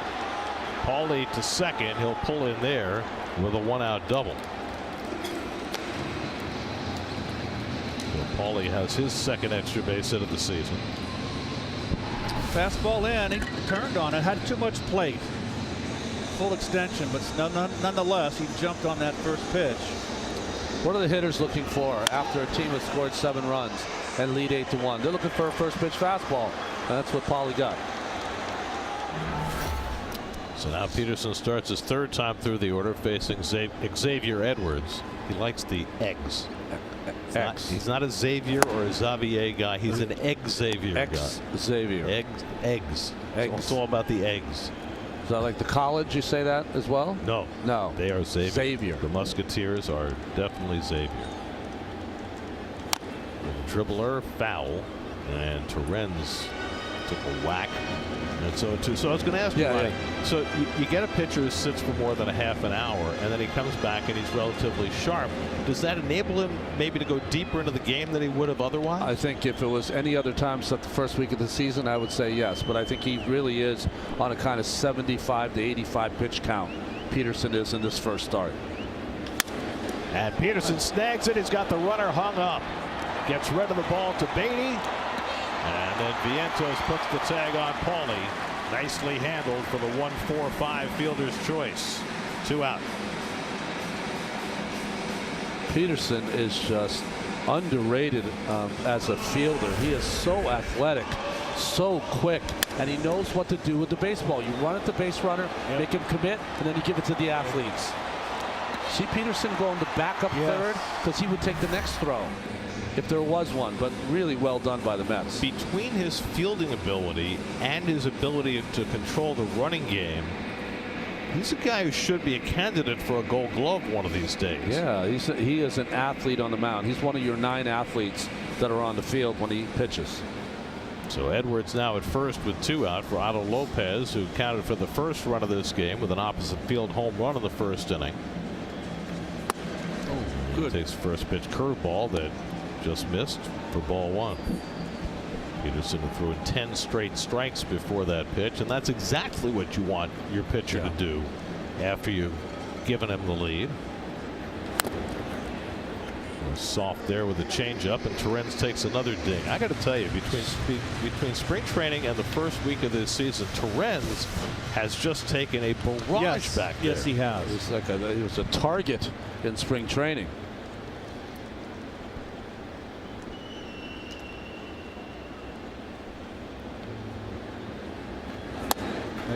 Lopez takes a changeup for a strike, and it's 1-2. It was really interesting. Torrens, after he called the slider, put his glove behind the hitter to let Vientos know slider's coming down and in. Feel this ball coming your way.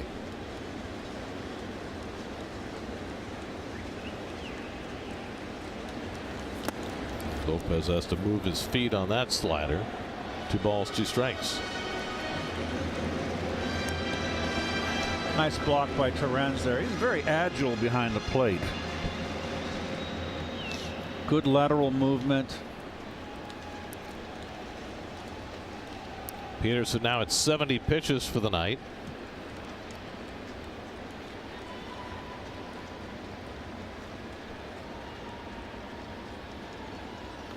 And comes inside with the fastball, and it's a full count to Lopez with Eric Wagaman, the on-deck batter. You know, last year Peterson was 2-0 against the Marlins, and the Mets, in those 2 games he started, they scored 16 runs for him. And here they are again, getting another 8 spot for him. Edwards runs. Lopez lines one right to Beatty, and that retires the side. A double and one left. We played 5 in Miami. Mets cruising 8-1.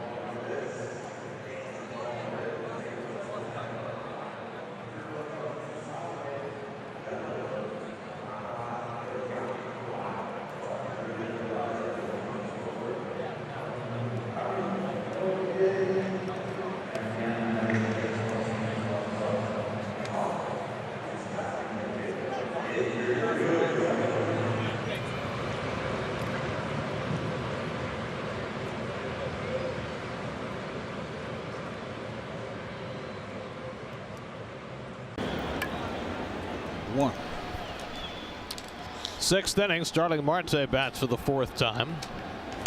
He shoots one foul against George Soriano. Marte homered in the 3rd inning to tie the game. Then he was hit by a pitch in the midst of the 7-run 5th inning.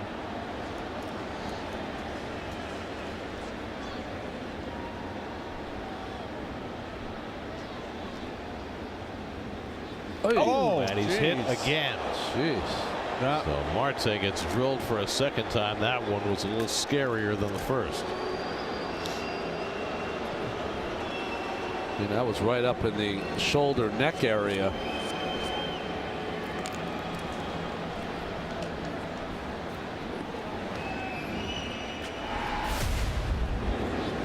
Yeah, oh, that hurts. I mean, not even close.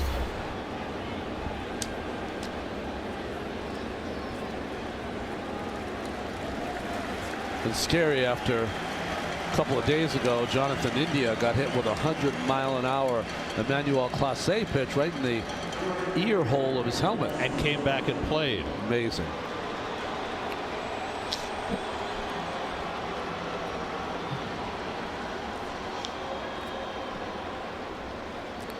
Well, Marte taking his time to get himself set down at first. Now it's 8-1. You don't normally steal a base, but in this situation, after a guy just plunked you, well, I guess you can stick your thumb in his eye. Why not? Juan Soto, the batter, thumb in the eye, huh? That's illegal in boxing. I know that. No thumbing. I mean, have you read the Queensberry rules? Or, I mean, you can't do that. Can't hit below the belt either. I understand. But you can sneak a thumb. Well, Soto takes a fastball for a strike. Soto's been on base twice with a single and a walk. And I thought the at-bat in the 5th inning was typical of Soto in so many ways. You know, there are a lot of big hitters in this game who might have gone out of the strike zone during that at bat against Quantrill trying to drive in a run, but he's content to take his walk and leave it to the next guy, and the next guy cashed in 4 runs. That's his game. He throws strikes. And with Pete behind him, this lineup.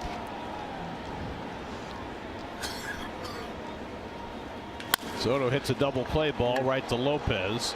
And Edwards with the easy part. 4-6-3, 2 out and nobody on. Boy, that was another bullet off the bat of Soto, right at it, second baseman. Well, Pete Alonso keeps moving up on the list. Now just 15 behind David Wright and 25 behind Darryl Strawberry.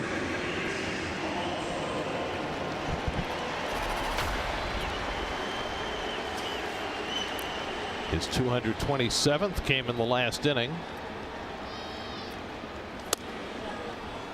His first one also came in this ballpark 6 years ago. Pete's 2 for 3 today.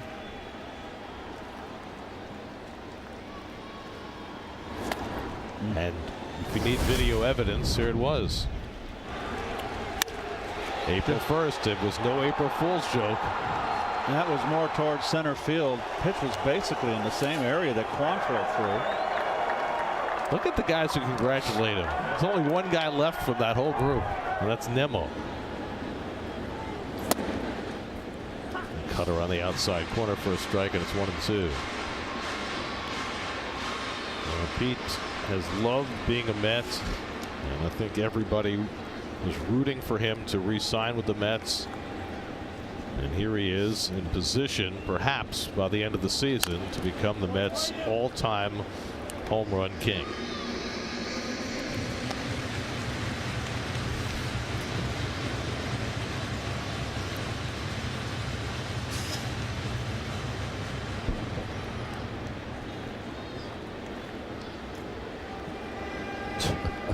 Senka.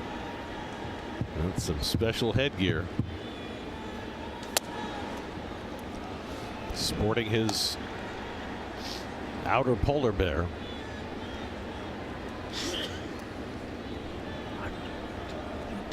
Drew Steckenrider. Slider down on a full count to Alonso.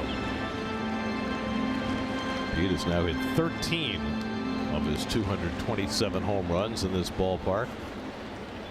Only park he's hit more in is Nationals Park in D.C. He's hit 15 there on the road.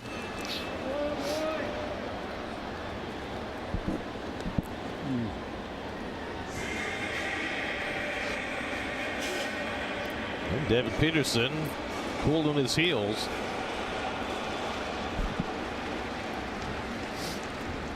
72 pitches through 5 innings for Peterson, so he's good to go for the 6th. And Alonso takes ball 4, so he's on base for the 3rd time today. Second walk given up by George Soriano in relief. See how far the Marlins feel they can push Soriano, who's already up to 35 pitches in his inning and 2/3 of work.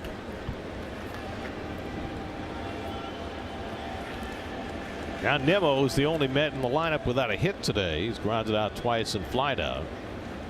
And he takes a fastball for a strike from Soriano. This is one of those games that gets a middle reliever sent down the next day because you throw so many pitches and eat up so many outs that they need a fresh arm. They've got so many people hurt right now. I'm not sure they have more arms to bring up. Yeah, right. I mean, they've got starters like Braxton Garrett and Edward Cabrera and Yuri Perez and all on the IL, but also relief pitchers. Declan Cronin is out. Jesus Tinoco just went on the IL yesterday. Nardi's out. Andrew Nardi is out.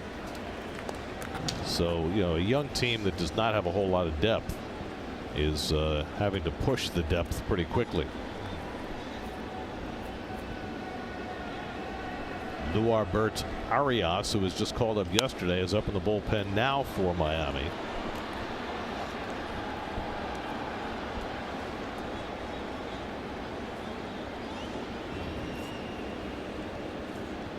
If he gets in the game, it'll be his major league debut.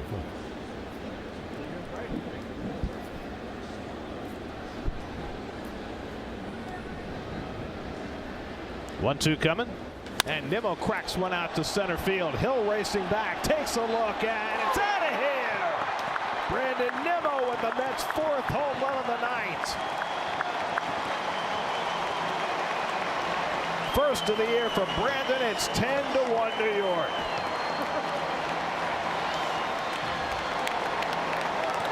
Well, Sunday was a day of rest for the Mets, and Monday the bats have been cooking.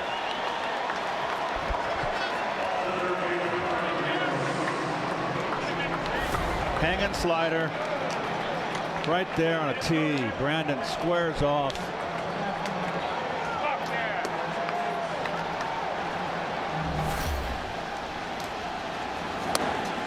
Remember, Soriano, the first batter he faced was Nimmo, and Nimmo hit a bullet to left field for an out. This one, though, out of the park.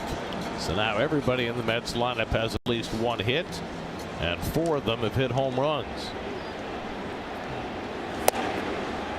No torpedoes necessary. What about the famous words of Admiral Farragut? Damn the torpedoes. Full speed ahead.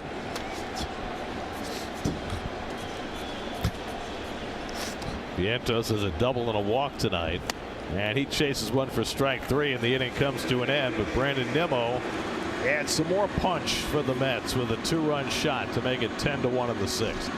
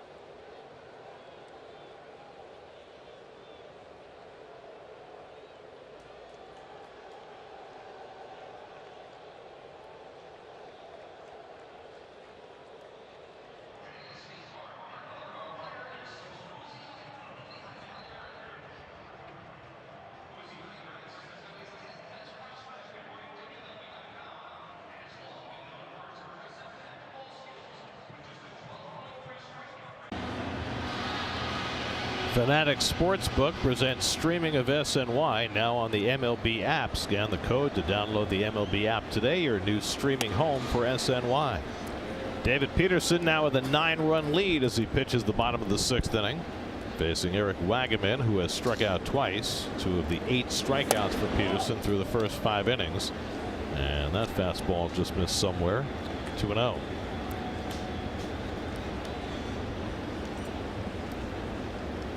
Wagaman gets a hold of one to deep left field. Nimmo takes a look, and that ball's way out of here. Oh boy. Up onto the concourse. Wagaman's first home run for the Marlins. And that breaks up the 9-run lead and makes it an 8-run lead. Oh, that was a bomb. Wagaman hit 2 home runs in a trial with the Angels last year, his first for the Marlins, and that was well struck. 10-1 game, 2-0 count. Peterson just came right after him, and Wagaman did not miss it. Ooh. Derek Hill takes a curveball for a strike.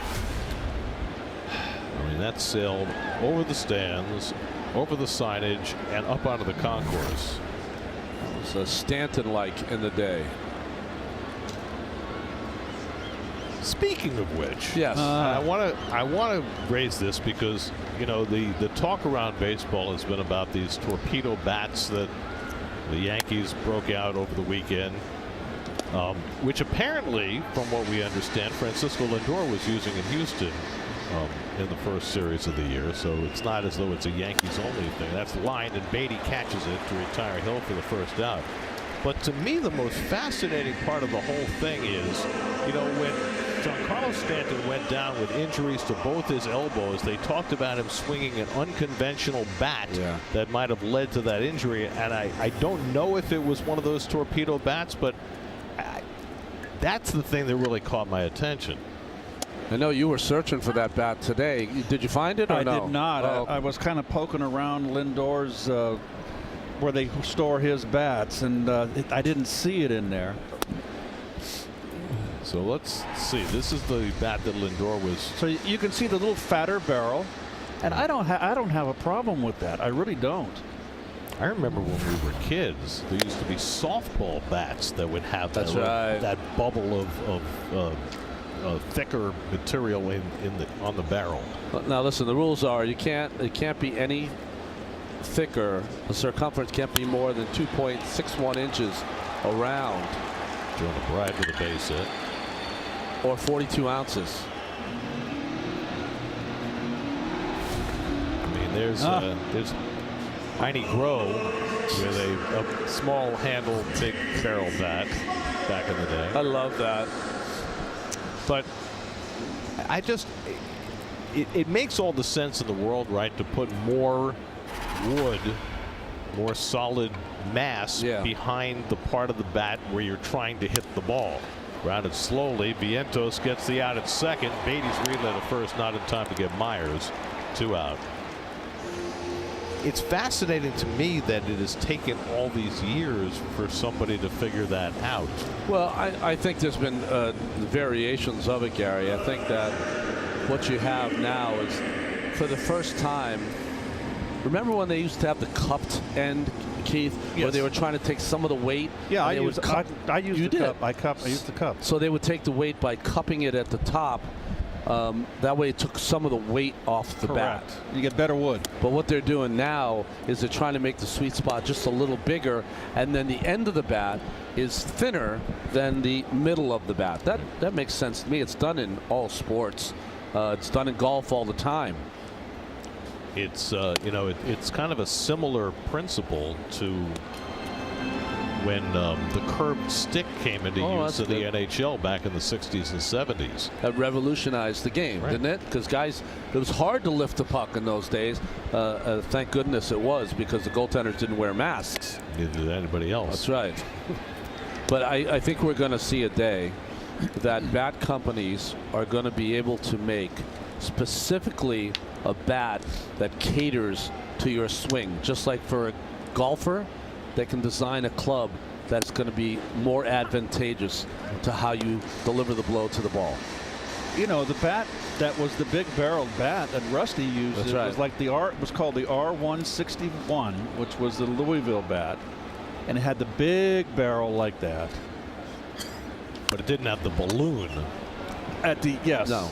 It was straight across. And another thing that I'm curious about is that I think with the maple wood, the players today use 30-ounce bats, 31-ounce bats. I used a 2.5, which in my generation was considered on the light side. These guys are swinging 30, and it's because of the maple. Now, with white ash in our day, would that bat become too heavy, too top heavy? Yeah. You'd lose the whip of the bat.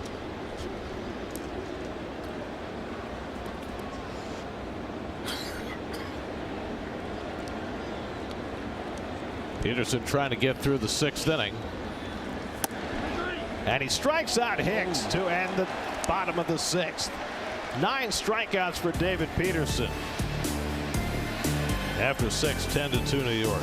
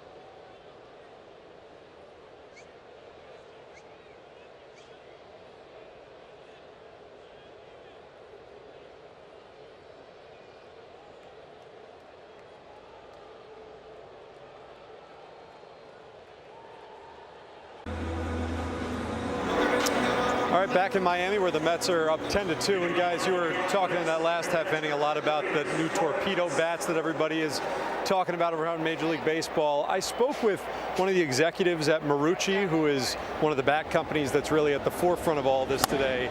And they, to your point, Gary, said the funny thing about it is it's not entirely new. Francisco Lindor wasn't just using that bat in Houston, but he used a similar version at various points last season, probably 5 or so different versions that just weren't as pronounced visually as we're seeing early this season. But the whole point, again, is about making that sweet spot bigger, more surface area, so that you have more of an ability to drive the ball. The one thing that the executive I spoke to did say, though, is the last couple of days have been crazy, that teams have started reaching out. Today alone, 20 different players reached out asking for samples of the bat. And so there is an expectation, again, Marucci isn't the only bat company that produces these, that we may see an explosion of them across the sport over the next few weeks. It's doubtless going to happen. I mean, success breeds imitation, and nothing spreads faster than something that works in baseball. Yeah, 15 home runs in a 3-game series. That'll get you thinking. I mean, you don't have to be a physicist to understand the logic behind it. You're trying, and Jazz Chisholm said this rather ineloquently in a tweet today. You're trying to put the most mass where you're trying to hit the ball. Yeah.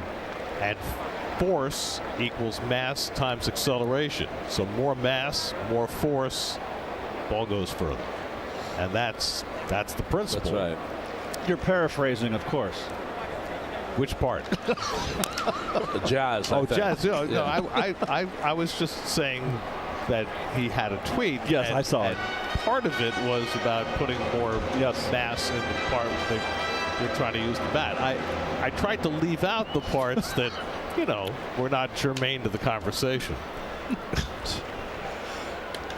Hit hard by Terens on one hop to Paulie, and his throw across the diamond, one away. Well, that's what Pat Murphy said. He said it ain't the wand, it's the magician. Well, his team gave up 11 more runs today against Kansas City, and they've now allowed 47 in their first 4 games. They've got so many pitching injuries, and that shouldn't be overlooked in the conversation about what the Yankees did over the weekend, including hitting 9 home runs in 1 game. There's Brett Beatty. Mets are facing Luarbert Arias, who's making his major league debut. He was the best pitcher on their AAA team last year, the Jacksonville Jumbo Shrimp. Led them in innings and strikeouts and appearances and on and on and on. So you're saying he was the best oxymoron? Yes. He's the best player on the best oxymoron team. I always thought oxymoron was an insult. Because of the last syllable.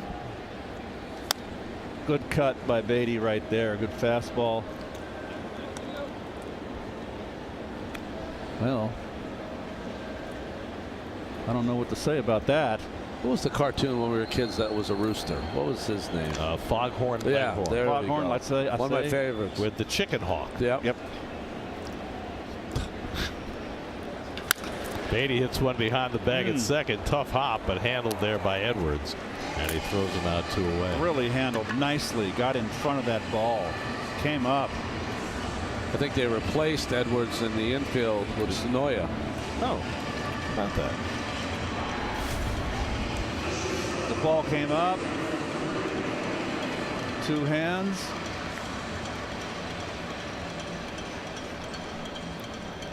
You got any other changes for me, Ronnie? I feel like it's spring training again.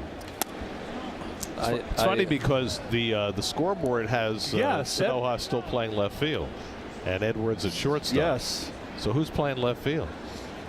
Who's at first? Yes, who's on first? That's correct.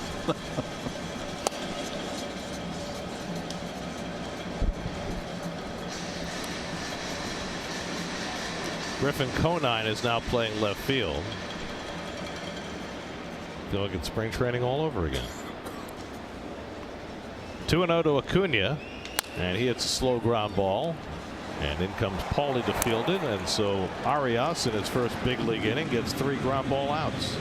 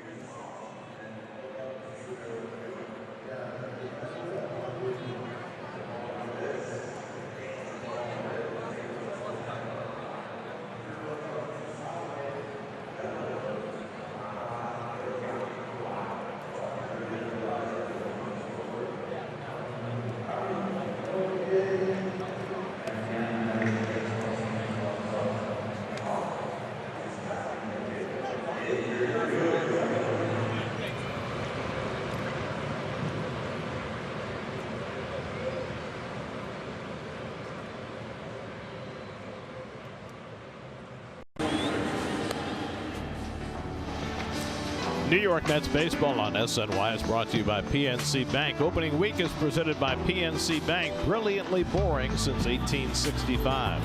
By New York 811. Safety is in your hands. Every dig, every time. And by Sage, the official finance software partner of Major League Baseball.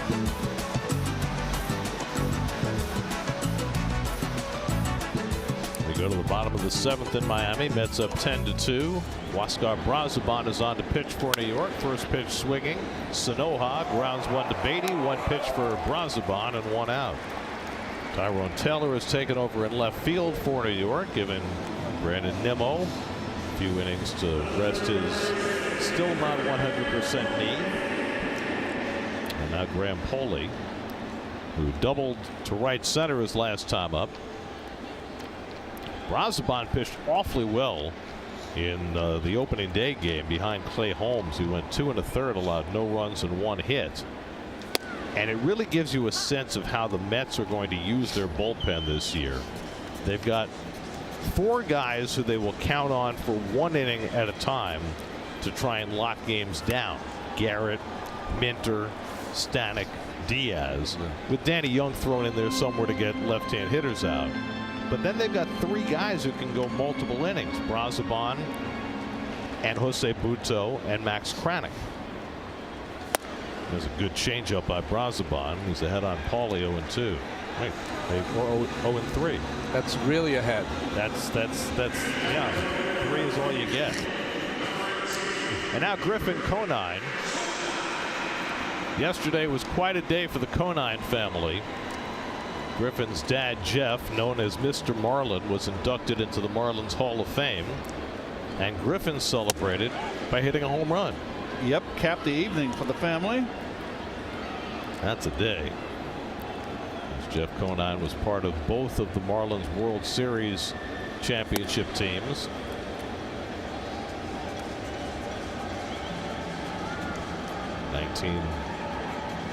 '97 and 2003. Only Luis Castillo has played in more games as a Marlin than Jeff Conine. And now Griffin trying to follow in his dad's footsteps.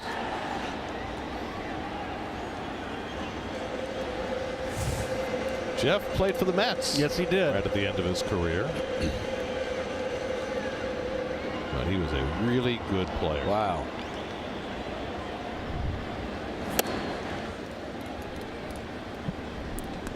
Griffin has been bouncing around since coming out of Duke. He was drafted by the Blue Jays back in 2018. Got his first big league experience with Miami last year. And he takes a strike from Brazoban. It's 3-2. David Peterson threw 89 pitches over 6 innings, allowed 2 runs, 5 hits, 3 walks, 9 strikeouts, a home run, 2 home runs. Grounded to second base, and Beatty's there to grab it. So Brazoban with a clean inning gets him out 1, 2, 3 in the bottom of the 7th. On we go to the 8th with the Mets up 10-2.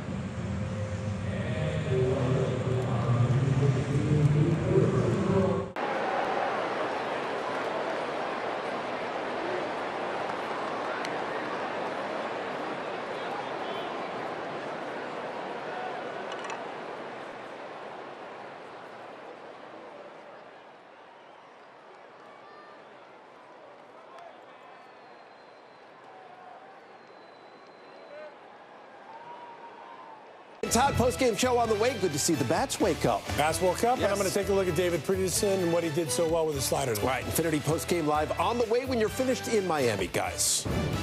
All right, gentlemen, Jose Siri leads off against Luarbert Arias, and he takes a strike.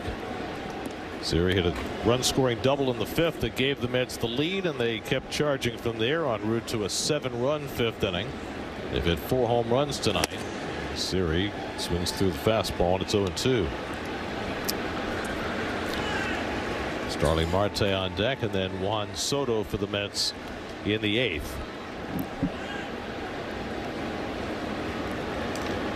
So because we worked opening day and then did not work Friday and Saturday, and then the Mets were off yesterday, it made for a lot of alternate travel plans for our little group. Siri gets under one to left field, and Conine is there waiting for it.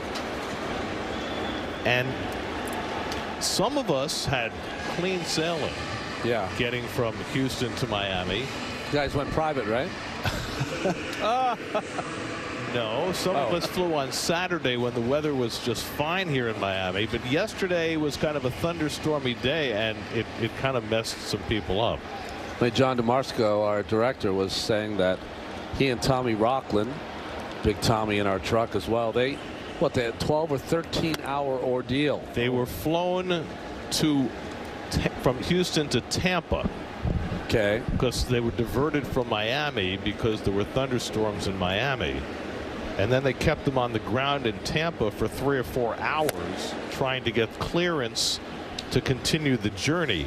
The problem was they had a lot of parents with children on the flight, and there was no food and no water, and people were running out of diapers.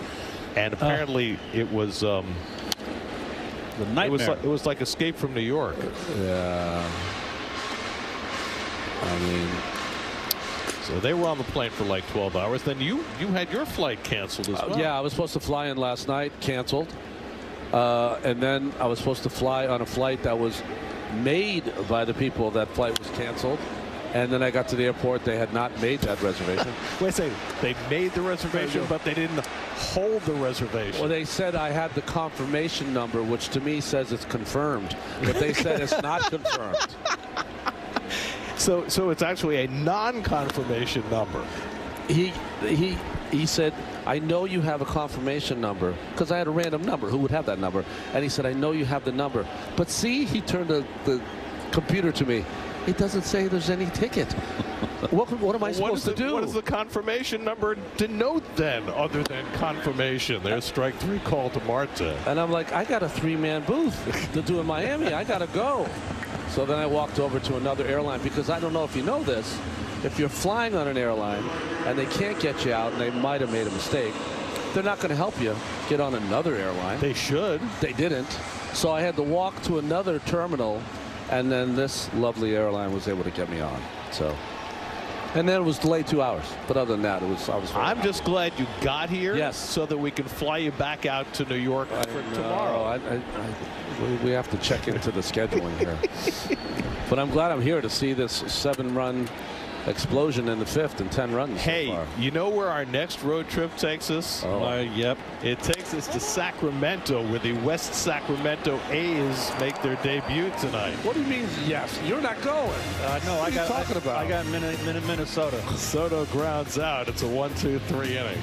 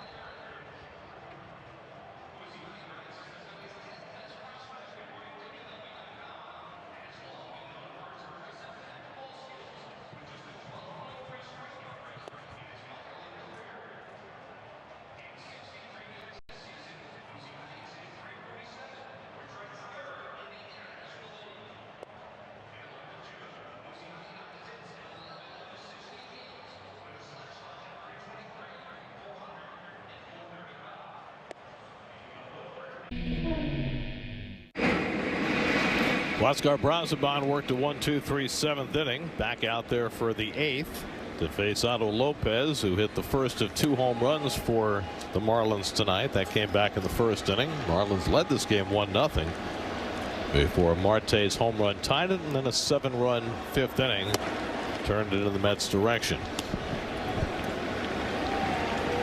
Brazoban's got good stuff. I agree. Well, he's added a little cutter. He's not afraid to use his fastball. Last year I don't know if you guys felt the same way, but he came over, it was changeup, changeup, changeup. And now he's giving you the full arsenal. He looks in control and confident. I mean, he throws 96 with some sink on that fastball. There's no reason not to throw it. Of course, he came from the Marlins and struggled to throw strikes during his tenure with the Mets. There's the changeup missing down 2-2. He averaged about 6 walks per 9 innings as a Met. If he can cut that in half, and there's no reason why he can't, He can be a huge piece for the Mets in the bullpen. A little poke out into shallow right, and that's going to fall in front of Soto for a base hit. So Lopez has his second hit of the day. Here's the road ahead, presented by your Tri-State Cadillac dealers. Mets go home after this series to take on the Blue Jays. Home opener Friday afternoon. Then Saturday night. Well, that was a good idea. Yep. And then Sunday afternoon. It's April 5th. I agree. Saturday. Come on. It's forcing me to stay in the city Saturday night. Anyway, then the Marlins come in for 3. So the Mets have 6 of 9 games in this stretch with Miami. And this is a stretch they clearly have to take advantage of. In the air to left field off the bat of Wagaman, and there is Taylor to grab it for the first out. So with that out, the Mets bullpen has now thrown 11 scoreless innings to start the season. The club record for most consecutive scoreless innings from the bullpen to start a season is 12 2/3 by the 2007 Mets. That was with Billy Wagner as the closer. Here's Derek Hill. I think we knew this going into the season, but particularly with A.J. Minter fully healthy to start the year, and seeing that whatever velocity issues Edwin Diaz was having in spring were only a spring training phenomenon, this bullpen has a chance to be a huge strength for the Mets this year. Well, Carlos, well, there's a pass ball right there. Was that in the dirt? No, that's just off the glove of Torrens. That was that's twice that's happened to Torrens so far this year. A little lack of focus there. Or so interested in framing that you catch it off the end of the glove. Well, the chicken has I think his camera skills are leaving a little bit to be desired. Off the fists of foul ball off the bat of Derek Hill, 1-2. Anyway, I think that with the acquisition of Minter, the re-signing of Stanek, and the emergence of Buto and Garrett last year, that's inside. That hits Hill. We'll put 2 men on. I think this bullpen has a chance to be really, really good. Yes, I agree. And for some of the reasons you talked about earlier, Gary, as this pitch just gets away and gets him right in the belt buckle of Hill, couldn't even move. It's very unique to have 2 or 3 guys that can do exactly what Brazoban is trying to do here. And that is save your bullpen in a game that you're winning by many runs or losing by many runs.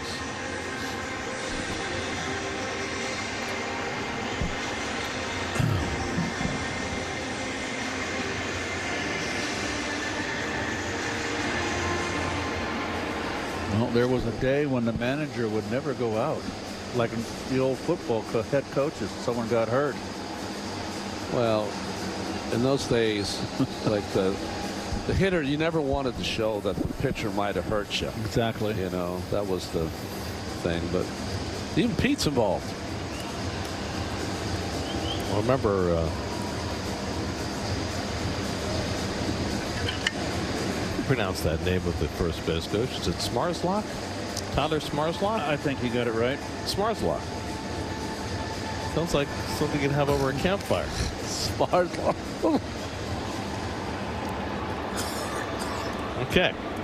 So here's Jonah Bride, who's been on base twice with a walk and a single. Brazoban pours in a fastball for a strike. See what the Reds are doing at Texas tonight? 14-3 Cincinnati. Ellie De La Cruz has a couple of home runs. Game's in the 9th. 0-2 to Bride.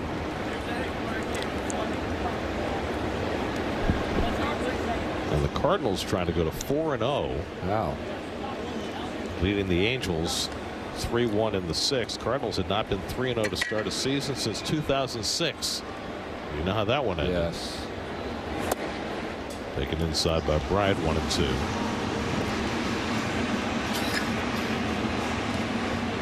So we talked about going to Sacramento. The A's are playing their first game at Sutter Home Park tonight.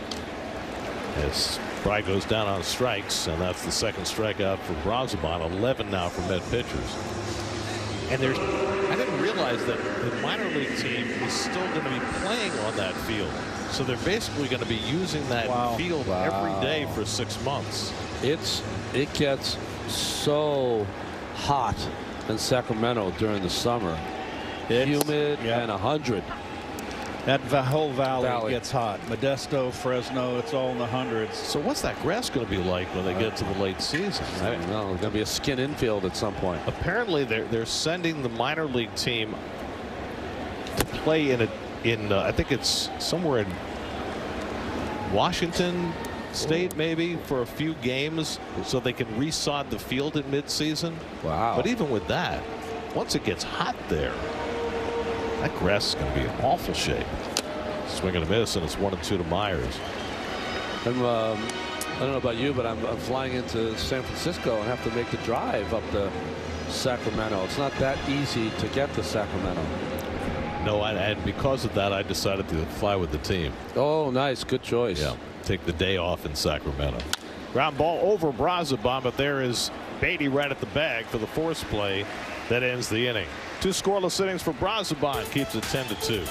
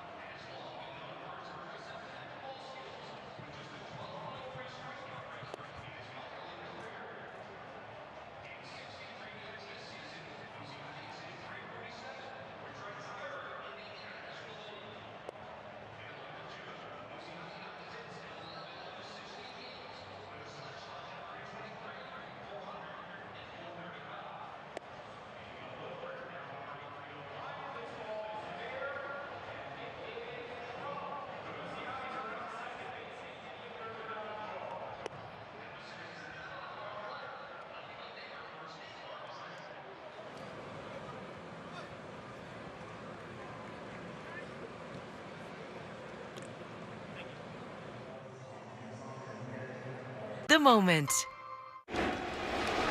9th inning, 10-2 New York. Pete Alonso has the biggest blow in this game, a grand slam in the 5th inning. And he takes a fastball up and in from Luarbert Arias.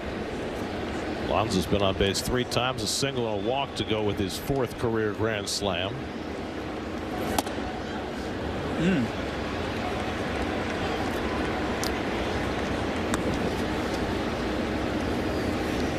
That's we'll have Kodai Senga on the mound tomorrow night in game 2 of this series.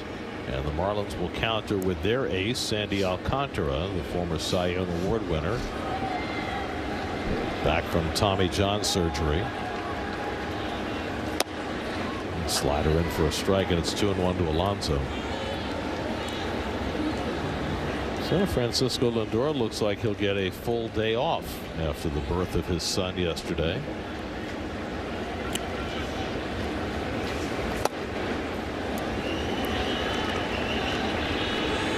3-1 to Pete.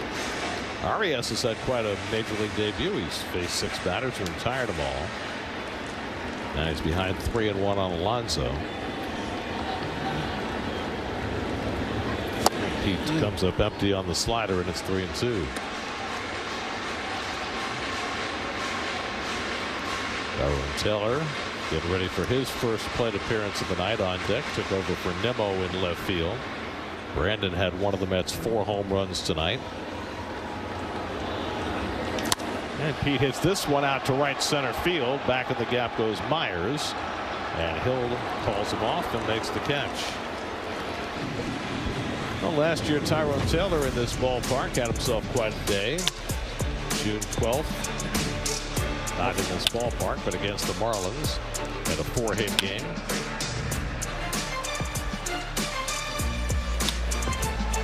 All bullets.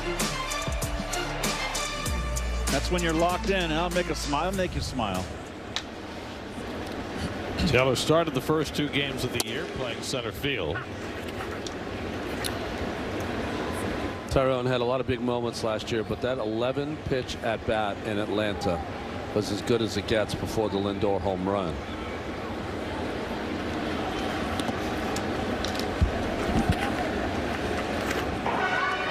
Danny Young getting ready to pitch the bottom of the 9th for New York.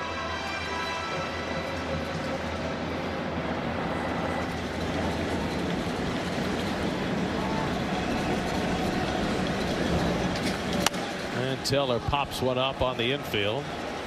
Otto Lopez waiting for it to come down. 2 out. Hey, Honda Sports Night comes your way after the postgame show.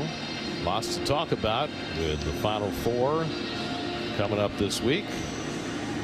Lots of baseball. So there'll be some torpedo talk. How about some Paige Becker's talk? What a game she had. 40, dropped a 40 spot. Whew. Going out with a bang. Mark Vientos has a double and a walk tonight.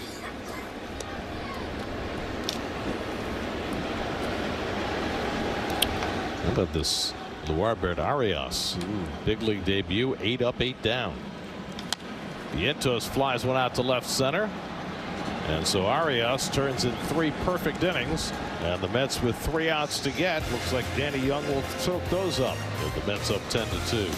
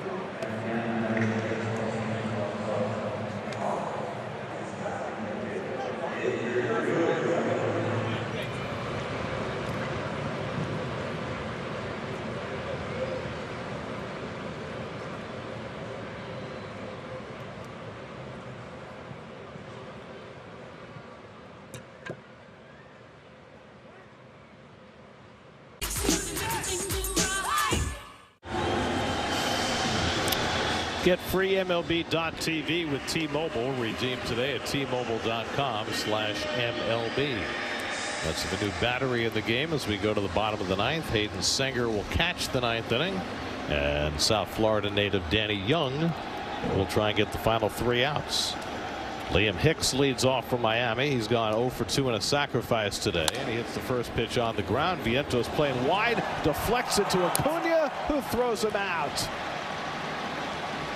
Vientos had it tip off his glove, and Acuna pounced on it and makes it a 5-6-3 putout for the first out. Oh, he just didn't have the glove face open there, and that's why it got by him. But Acuna right behind him with the strong arm. So 1 pitch and 1 out. Now Javier Sanoja, who's gone 0 for 3 today. Danny Young, who grew up just up the road in Boynton Beach. I always think of Boynton Beach as one of the places you pass on 95 when you go to Hialeah. There you go. Back in the days when I used to spend a lot of time going to places like Hialeah and Calder. You don't do that anymore? I've weaned myself away. Okay. I found it was, you know, it's kind of like it's hit to the right side and Beatty is there to grab it. 2 out. It's kind of like somebody who has a propensity for imbibing too much, staying away from bars. Oh, okay. Hi, my name's Gary. This year I have the June 6th off. I'm going to go see the Belmont at Saratoga. I've never been to Saratoga. First time. Neither have I. You've never been there? The Belmont is at Saratoga because they're redoing Belmont Park. The Saratoga is fabulous, but make sure you have seats. You know, you can't just show up on Belmont Day. I am counting on people to pick me up. We'll have to see. Marlins down to their final out. Graham Pauley has one of their 8 hits today, a double to right center in the 5th. Young trying to close it down for David Peterson, who went the first 6 innings, allowed 2 runs and 5 hits. Huáscar Brazoban, 2 innings, no runs, 1 hit. And so with the 2 outs that Young has gotten, that is now 12 1/3 scoreless innings for the Mets bullpen. And a fastball in for a strike, 2-1.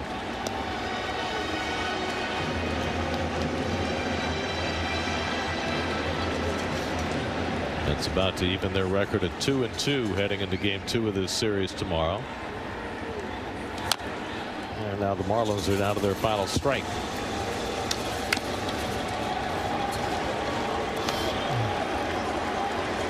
Pete Alonso adding to his Lone Depot Park resume with a grand slam tonight. Met fans hoping for the final strike. And this is with the slider, and it's 3-2.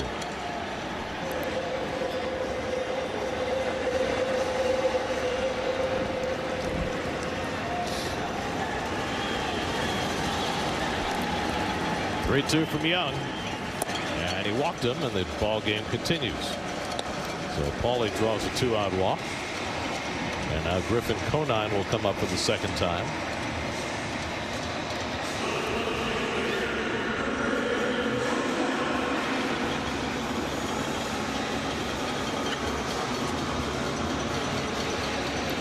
Marlins took 3 out of 4 from the Pirates over the weekend to start their season. 3 walk-off wins.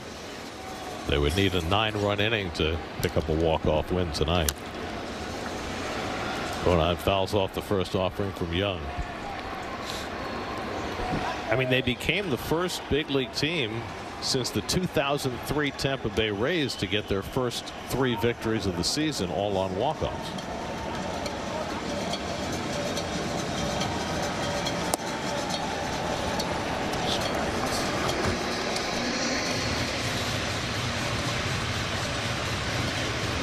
Conine grounded out to second base and is only at bat.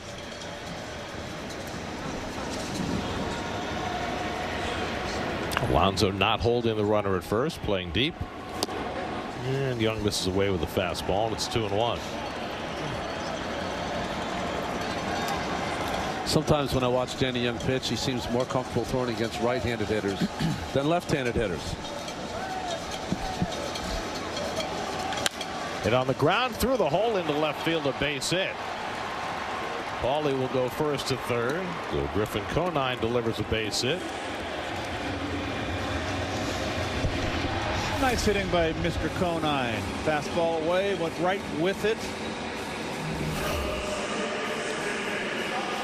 That'll get Otto Lopez to the plate for the 5th time. Lopez has 2 hits tonight, including a first-inning home run.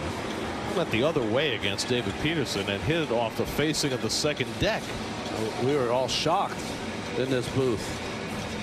I didn't know he had that kind of pop.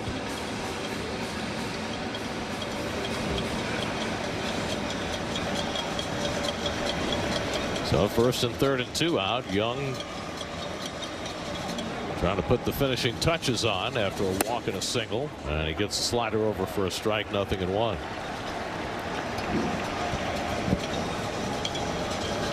Young trying to keep the Mets bullpen ledger spotless. Slider misses down, and it's 1-1.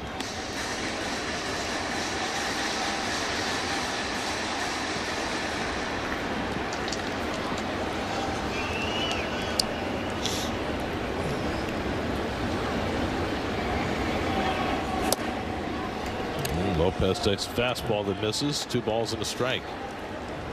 I don't know about you, Gary. I got Miami with 7 hits, not 9 hits. They got 9 on the scoreboard. I've got 7 as well. You're correct. Ground ball up the middle. That's a base hit. And that'll bring in the first run against the Mets bullpen this year. So walk and 2 singles, and the Marlins narrow the deficit. It's now 10-3. Nice night for Lopez. His 3rd hit. He's driven in a couple. And Jeremy Hefner is going to pay a visit to Danny Young, who retired the first 2 hitters on just 4 pitches, but has struggled to get the final out. Marlins are thinking we're going to have another walk-off win. 7 more hits, and they probably have it. Well, the way they're counting, they're adding hits. Do you think that that was inadvertent on the part of the scoreboard? Yeah, it had to be, right? I don't know. Maybe they're counting walks as hits now. I mean, they always say a walk is as good as a hit. Eric Wagaman takes a strike. Wagaman hit a long home run to left field in the 6th. His first as a Marlin.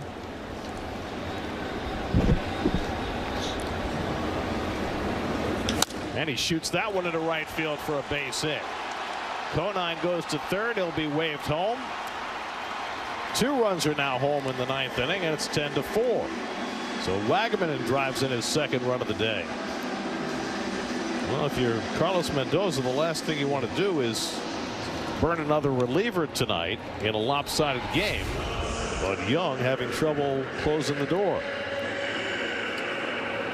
Well, that was good hitting by Wagaman if you consider that he hit the ball about 450 feet to left center, and there took a fastball down the right field line.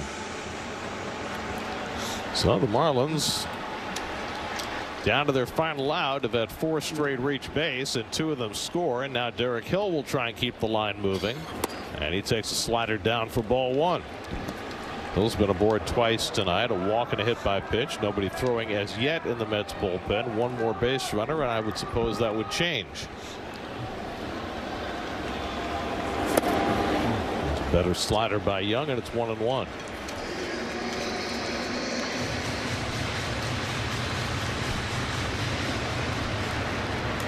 Lopez the runner at 3rd. Wagaman at 1st with 2 down.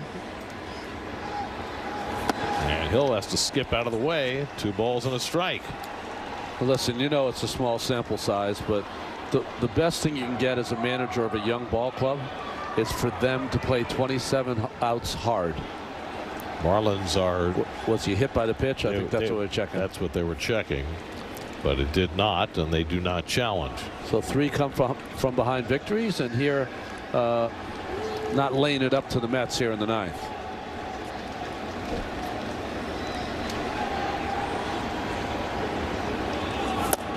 And now 3-1 to Hill. Well, it has certainly seemed, no matter who the manager has been here, that over the last 30-odd years since the Marlins have been in existence, they've always given the Mets fits in this ballpark. So true.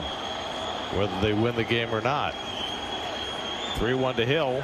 Swing and a miss. And again, the Marlins are down to their last strike. Well, it took Young 4 pitches to get the first 2 outs. 21 pitches since. And now looking to put an end to things.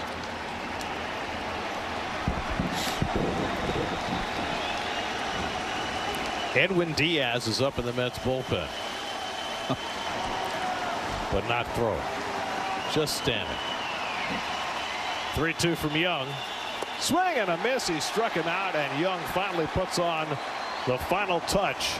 And the Mets have themselves a victory in the opening game of this series. 4 home runs in the game, including a grand slam for Pete Alonso, 6 strong innings from David Peterson, and the Mets beat the Marlins 10-4. Well, they came in here with the 3-game series in Houston where they only scored 5 runs, and they just found the dial here. And like Gary said, the 4 bombs. Pete, his 4th career grand slam, his 1st home run of the season. Most impressively to the opposite field. Big offensive day for the Mets. Well, you know what Pete says. Grannies are sick.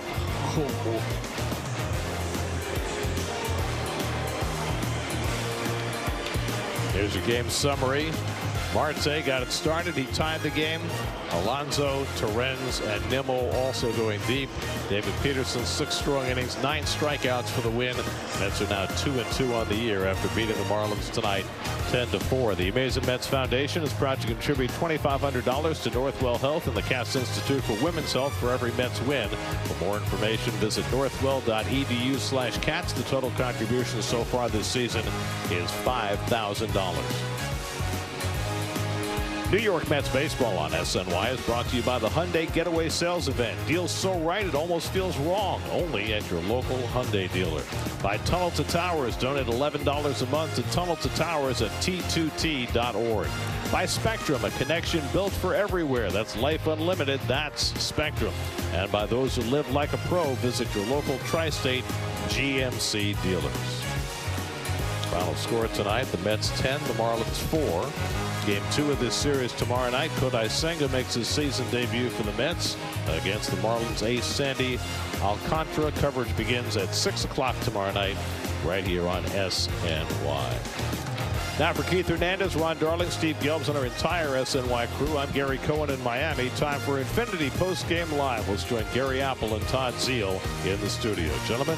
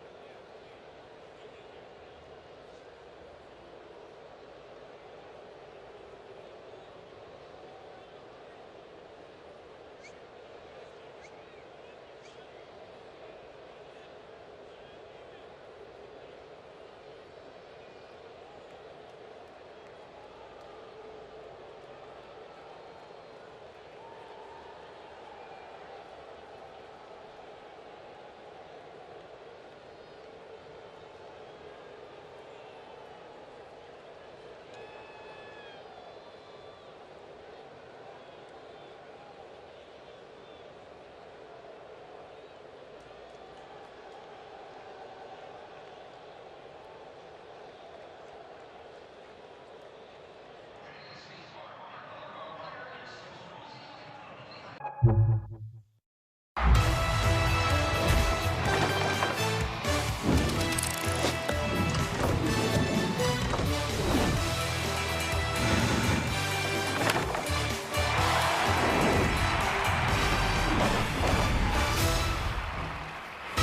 we go. It is Infinity Postgame Live. Gary Apple, Todd Zio back inside our SNY studios. Here's the Mets get a win over the Marlins tonight. Opening game of this 3-game series. They pound out 11 hits. They scored 10 runs.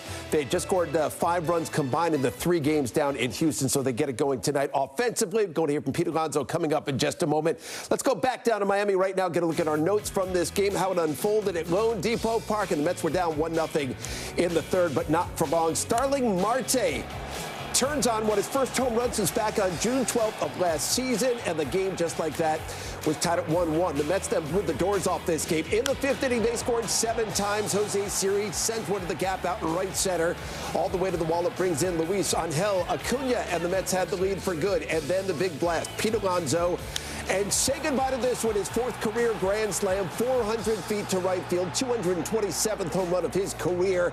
And the Mets in command. It was 6-1. 3 batters later, Luis Torrens extends the Mets lead to 8-1, courtesy of the Marlins center fielder Derek Hill. He knocks it over the wall out there. That's a 2-run homer. And it was 8-1 Mets, and the homer barrage continued in the 6th inning. Brandon Nimmo getting into the act. That one off George Soriano, 412 feet, 2-run bomb. 10-1 Mets. They go on to get the victory by a final of 10-4 tonight over the Marlins. Let's begin with Pete Alonso. Great to see him hit his first of the year, and he worked that count. He drove it to the opposite field, I think, which is always a good sign for Pete. Well, a couple of things. I think Pete, as we talked about in pregame, had hit some balls hard in Houston without anything to show for it. A ball that I think one of the balls he hit 24 out of the 30 ballparks, it's a home run. Right. So he was still waiting for that first one. Tonight he got it. I was quite surprised, quite honestly, that Quantrill still stayed in the game. They had a left-hander up for Soto. They decided to keep him in. 80-plus pitches when he got in there against Alonso. And Pete didn't miss it. He had a couple of tough foul balls to get to that 3-2 count. And then Quantrill had to come in there with the bases loaded. Pete doing a great job of not trying to pull, staying through the baseball, driving it to the opposite field. Very, very impressive for Pete. And for him, he's getting his first ZOA of the year. Yes, the seal of approval right there. The new stamp, we're still kind of feeling that one out, Gary. I want a little more oomph on it so I can get it from here from the desk. But the first one for Pete Alonso, well-deserved, and that really broke the game open. But a great overall at bat, and he's been taking good at bats. It was nice to see him cash one in. So as you said on the pregame show tonight, you'll take 34 home runs any day, which is what he hit a season ago. But for Pete, I said I would. You would, yes. I said I would, yeah. But for Pete, the number was down a season ago, and you said on the pregame show you're not concerned about that. You thought he's going to be a little bit more free this year, and you think the numbers will go back up. Yeah, and look, I think the thing with Pete is that we've seen him at times be more of an all-around hitter and at times be more of a slugger. And I think as we've watched him over the years, we think that blend of being able to utilize the opposite field, being able to get the base hit when they're not giving him anything to hit, and then obviously the power never slumps. He's always got the ability to be in scoring position when he walks up to home plate. So I think this year you're just going to see a more relaxed Pete. Whatever that translates into, I think remains to be seen. But a more relaxed Pete at the plate is going to make better swing decisions. He's going to chase a little bit less. And what we saw out of him last year was getting out of his comfort zone at times, swinging, trying to do too much, trying to make things happen. No reason to do that with this lineup, especially when some of the guys that are not in the lineup right now start coming back. No Lindor tonight, obviously, because of the new baby. Congratulations to Francisco. Obviously, Jeff McNeil still out of the lineup. And so when this lineup is fully stacked, which it will be for most of this season, Pete is going to be a piece of the puzzle, and I don't think has to feel like he has to carry this team on his back. And I think relaxed at bats are going to be big production for Pete. Let's go back down to Miami right now. Moments ago, Steve Gelbs had a chance to visit with Pete. Pete, we know this team is going to score a lot of runs this season. On a night like tonight, when everybody gets involved and you put up the type of performance you do offensively, what did you guys do well as a group? I just thought we just had great team at bats collectively the whole night. I mean, 1 through 9 was a tough out the entire night, and when that happens, we can score a lot of runs. Your 5th inning grand slam, you come up, bases loaded, nobody out. 3rd time you're facing Quantrill. What's the thought process as a hitter in a spot like that?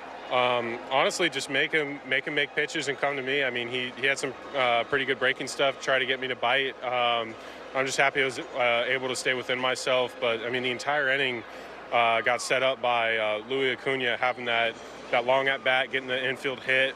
And then, I mean, Jose with the double, I mean, and then everyone having that collective group effort. I mean, that's great team baseball. I mean, everybody in front of me put me in that situation, and I'm just happy I was able to come through. Pete, in the half inning before, you turned a pretty nifty double play, which at the time was a huge play.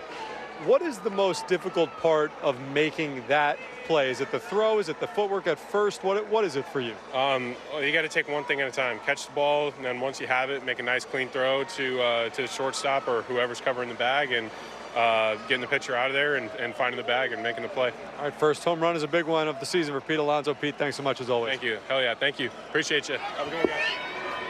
All right, Pete and Steve, we thank you both. I do want to follow up on that last question by Steve to Pete, which was that double play he started there in the fourth inning, the 3-6-3 double play that got David Peterson out of the inning.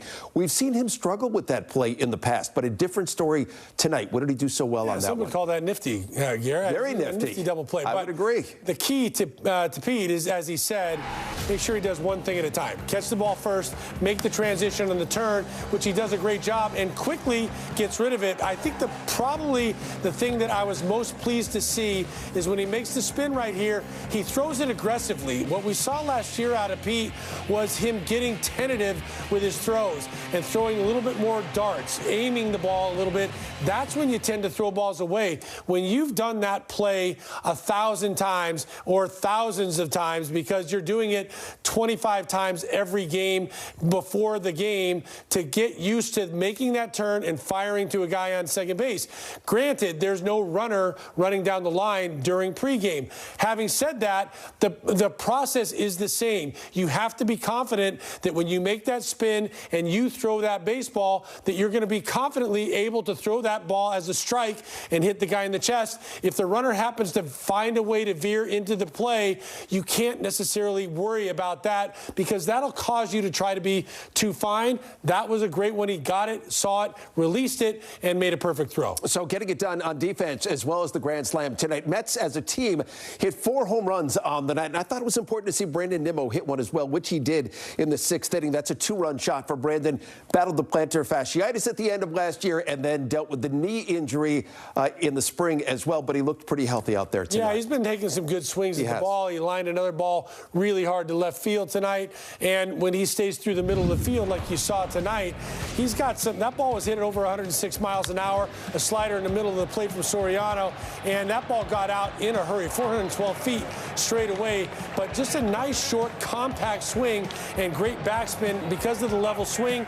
You're not trying to lift, not trying to drive it in the air, just trying to hit it on the line, and he hit it hard, and that ball carried out over the fence. So offensively, the Mets cranked it up tonight, and they also got a really solid effort from their starting pitcher, David Peterson. 6 innings, 5 hits, couple of runs, 9 punch-outs. What was the key pitch for him on this night? Well, tonight it was the slider. We talked about it in pregame that the slider was the one pitch, having come back from his hip injury, that he didn't have the most confidence in and struggled at times last year. Late in the year, he picked it up. Tonight, it was solid, and it had late bite. It was getting swings and misses. He was able to throw it for chase, both to right-handed and left-handed batters.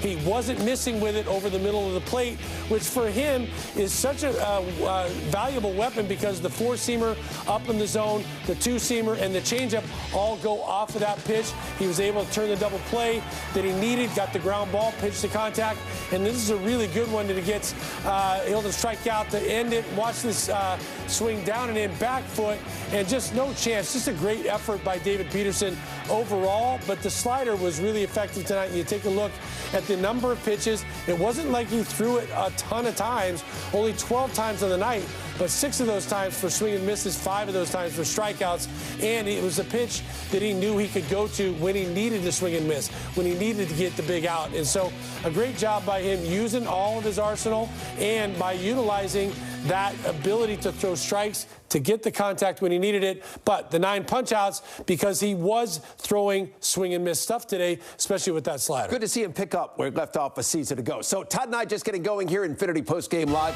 When we come back, I want to get thoughts of the manager. We will hear from Carlos Mendoza, his take on the Mets offense, including Pete Alonso, and the job that David Peterson did so well tonight. That's just ahead. Back in a jiff. Infinity Postgame Live is presented by Infinity. Experience the Infinity lineup at your local retailer today.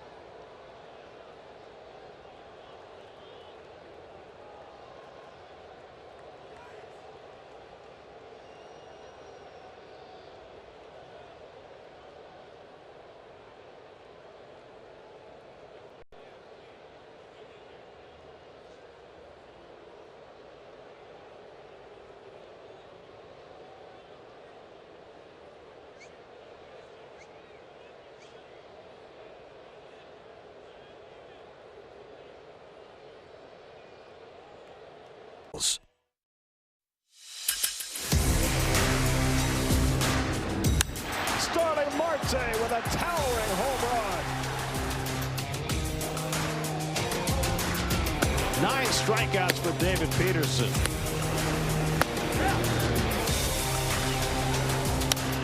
Pete Alonso, grand slam. First home run of the year for Alonso, his 4th career grand slam. Big night for the Mets down in Miami. Once again, Dave Peterson rock solid his first start of the year, and the Mets hit 4 home runs led by the grand slam from the polar bear, Pete Alonso. Let's get the thoughts of the manager right now. Here's Carlos Mendoza. Carlos, what stood out to you about the team at bats tonight? Yeah, really good at bats, up and down the lineup. I thought that Pete one was a really good one. You know, he earned that pitch. He ended up hitting that grand slam. I'm saying laid off a slider, first pitch. They're trying to make him chase. Then they painted a fastball at the knees.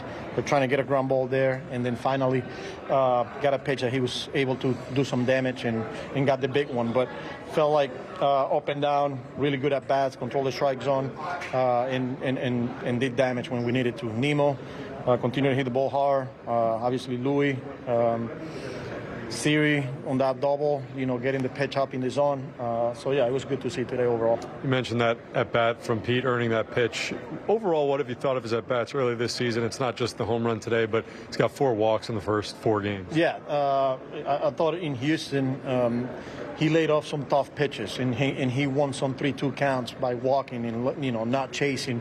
And that's what you want to see. You know, you want Pete to control the strike zone, and when they're coming in the zone, we know he's dangerous because the power, right?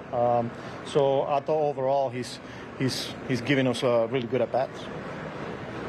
Carlos, ¿qué te ha parecido? Siempre se habla de Juan Soto, el poder que tiene ofensivamente, pero ¿qué te ha parecido su trabajo en defensa en estos primeros juegos, en especial en el día de hoy que hizo una gran atrapada en el partido? Sí, mira, es una prioridad para él. Él lo ha dicho, él ha sido muy vocal diciendo que él quiere ganarse un guante de oro y no es nada más diciéndole su preparación, la atención a los detalles, sale todos los días a trabajar ahí con su defensa y esperemos que veamos esos resultados. Él es un tremendo pelotero. You had those 3 tough offensive games in Houston. How much did you need one like this kind of? I mean, we know we have a good offense, you know, and you're going to go at times, you're going to go some 3 stretches that is going to be hard. I mean, you're going to be facing some good pitching staff. And that was the case against Houston. Tomorrow we got Alcantara, so we got to bring it tomorrow. So, but I'm pretty confident on those guys, and when we're clicking, it could be pretty dangerous. What did you think of Peterson? I thought he was really good, even though he didn't have the 2-seam. You know, he was missing arm side, but I thought the slider was really good. The changeup was good, and made pitches when needed. I think he ended up striking out 9, I think it was, on a day where the sinker wasn't there as he wanted. You know, but gave us 6 solid 6 innings and got the win. For all the traffic and strikeouts, he seemed to keep his pitch count down pretty good. Yeah, you know, and that's who he is. You know. He's a guy that continues to find a way, especially when he gets in trouble and there's traffic, his ability to slow the game down and continue to make pitches. He did that today. And yeah, like you said, there were he was not getting ahead early in the count, early in the game, and then some walks, but was able to manage his pitch count and ended up giving us 6. After that offensive explosion, he came out, I think he threw 10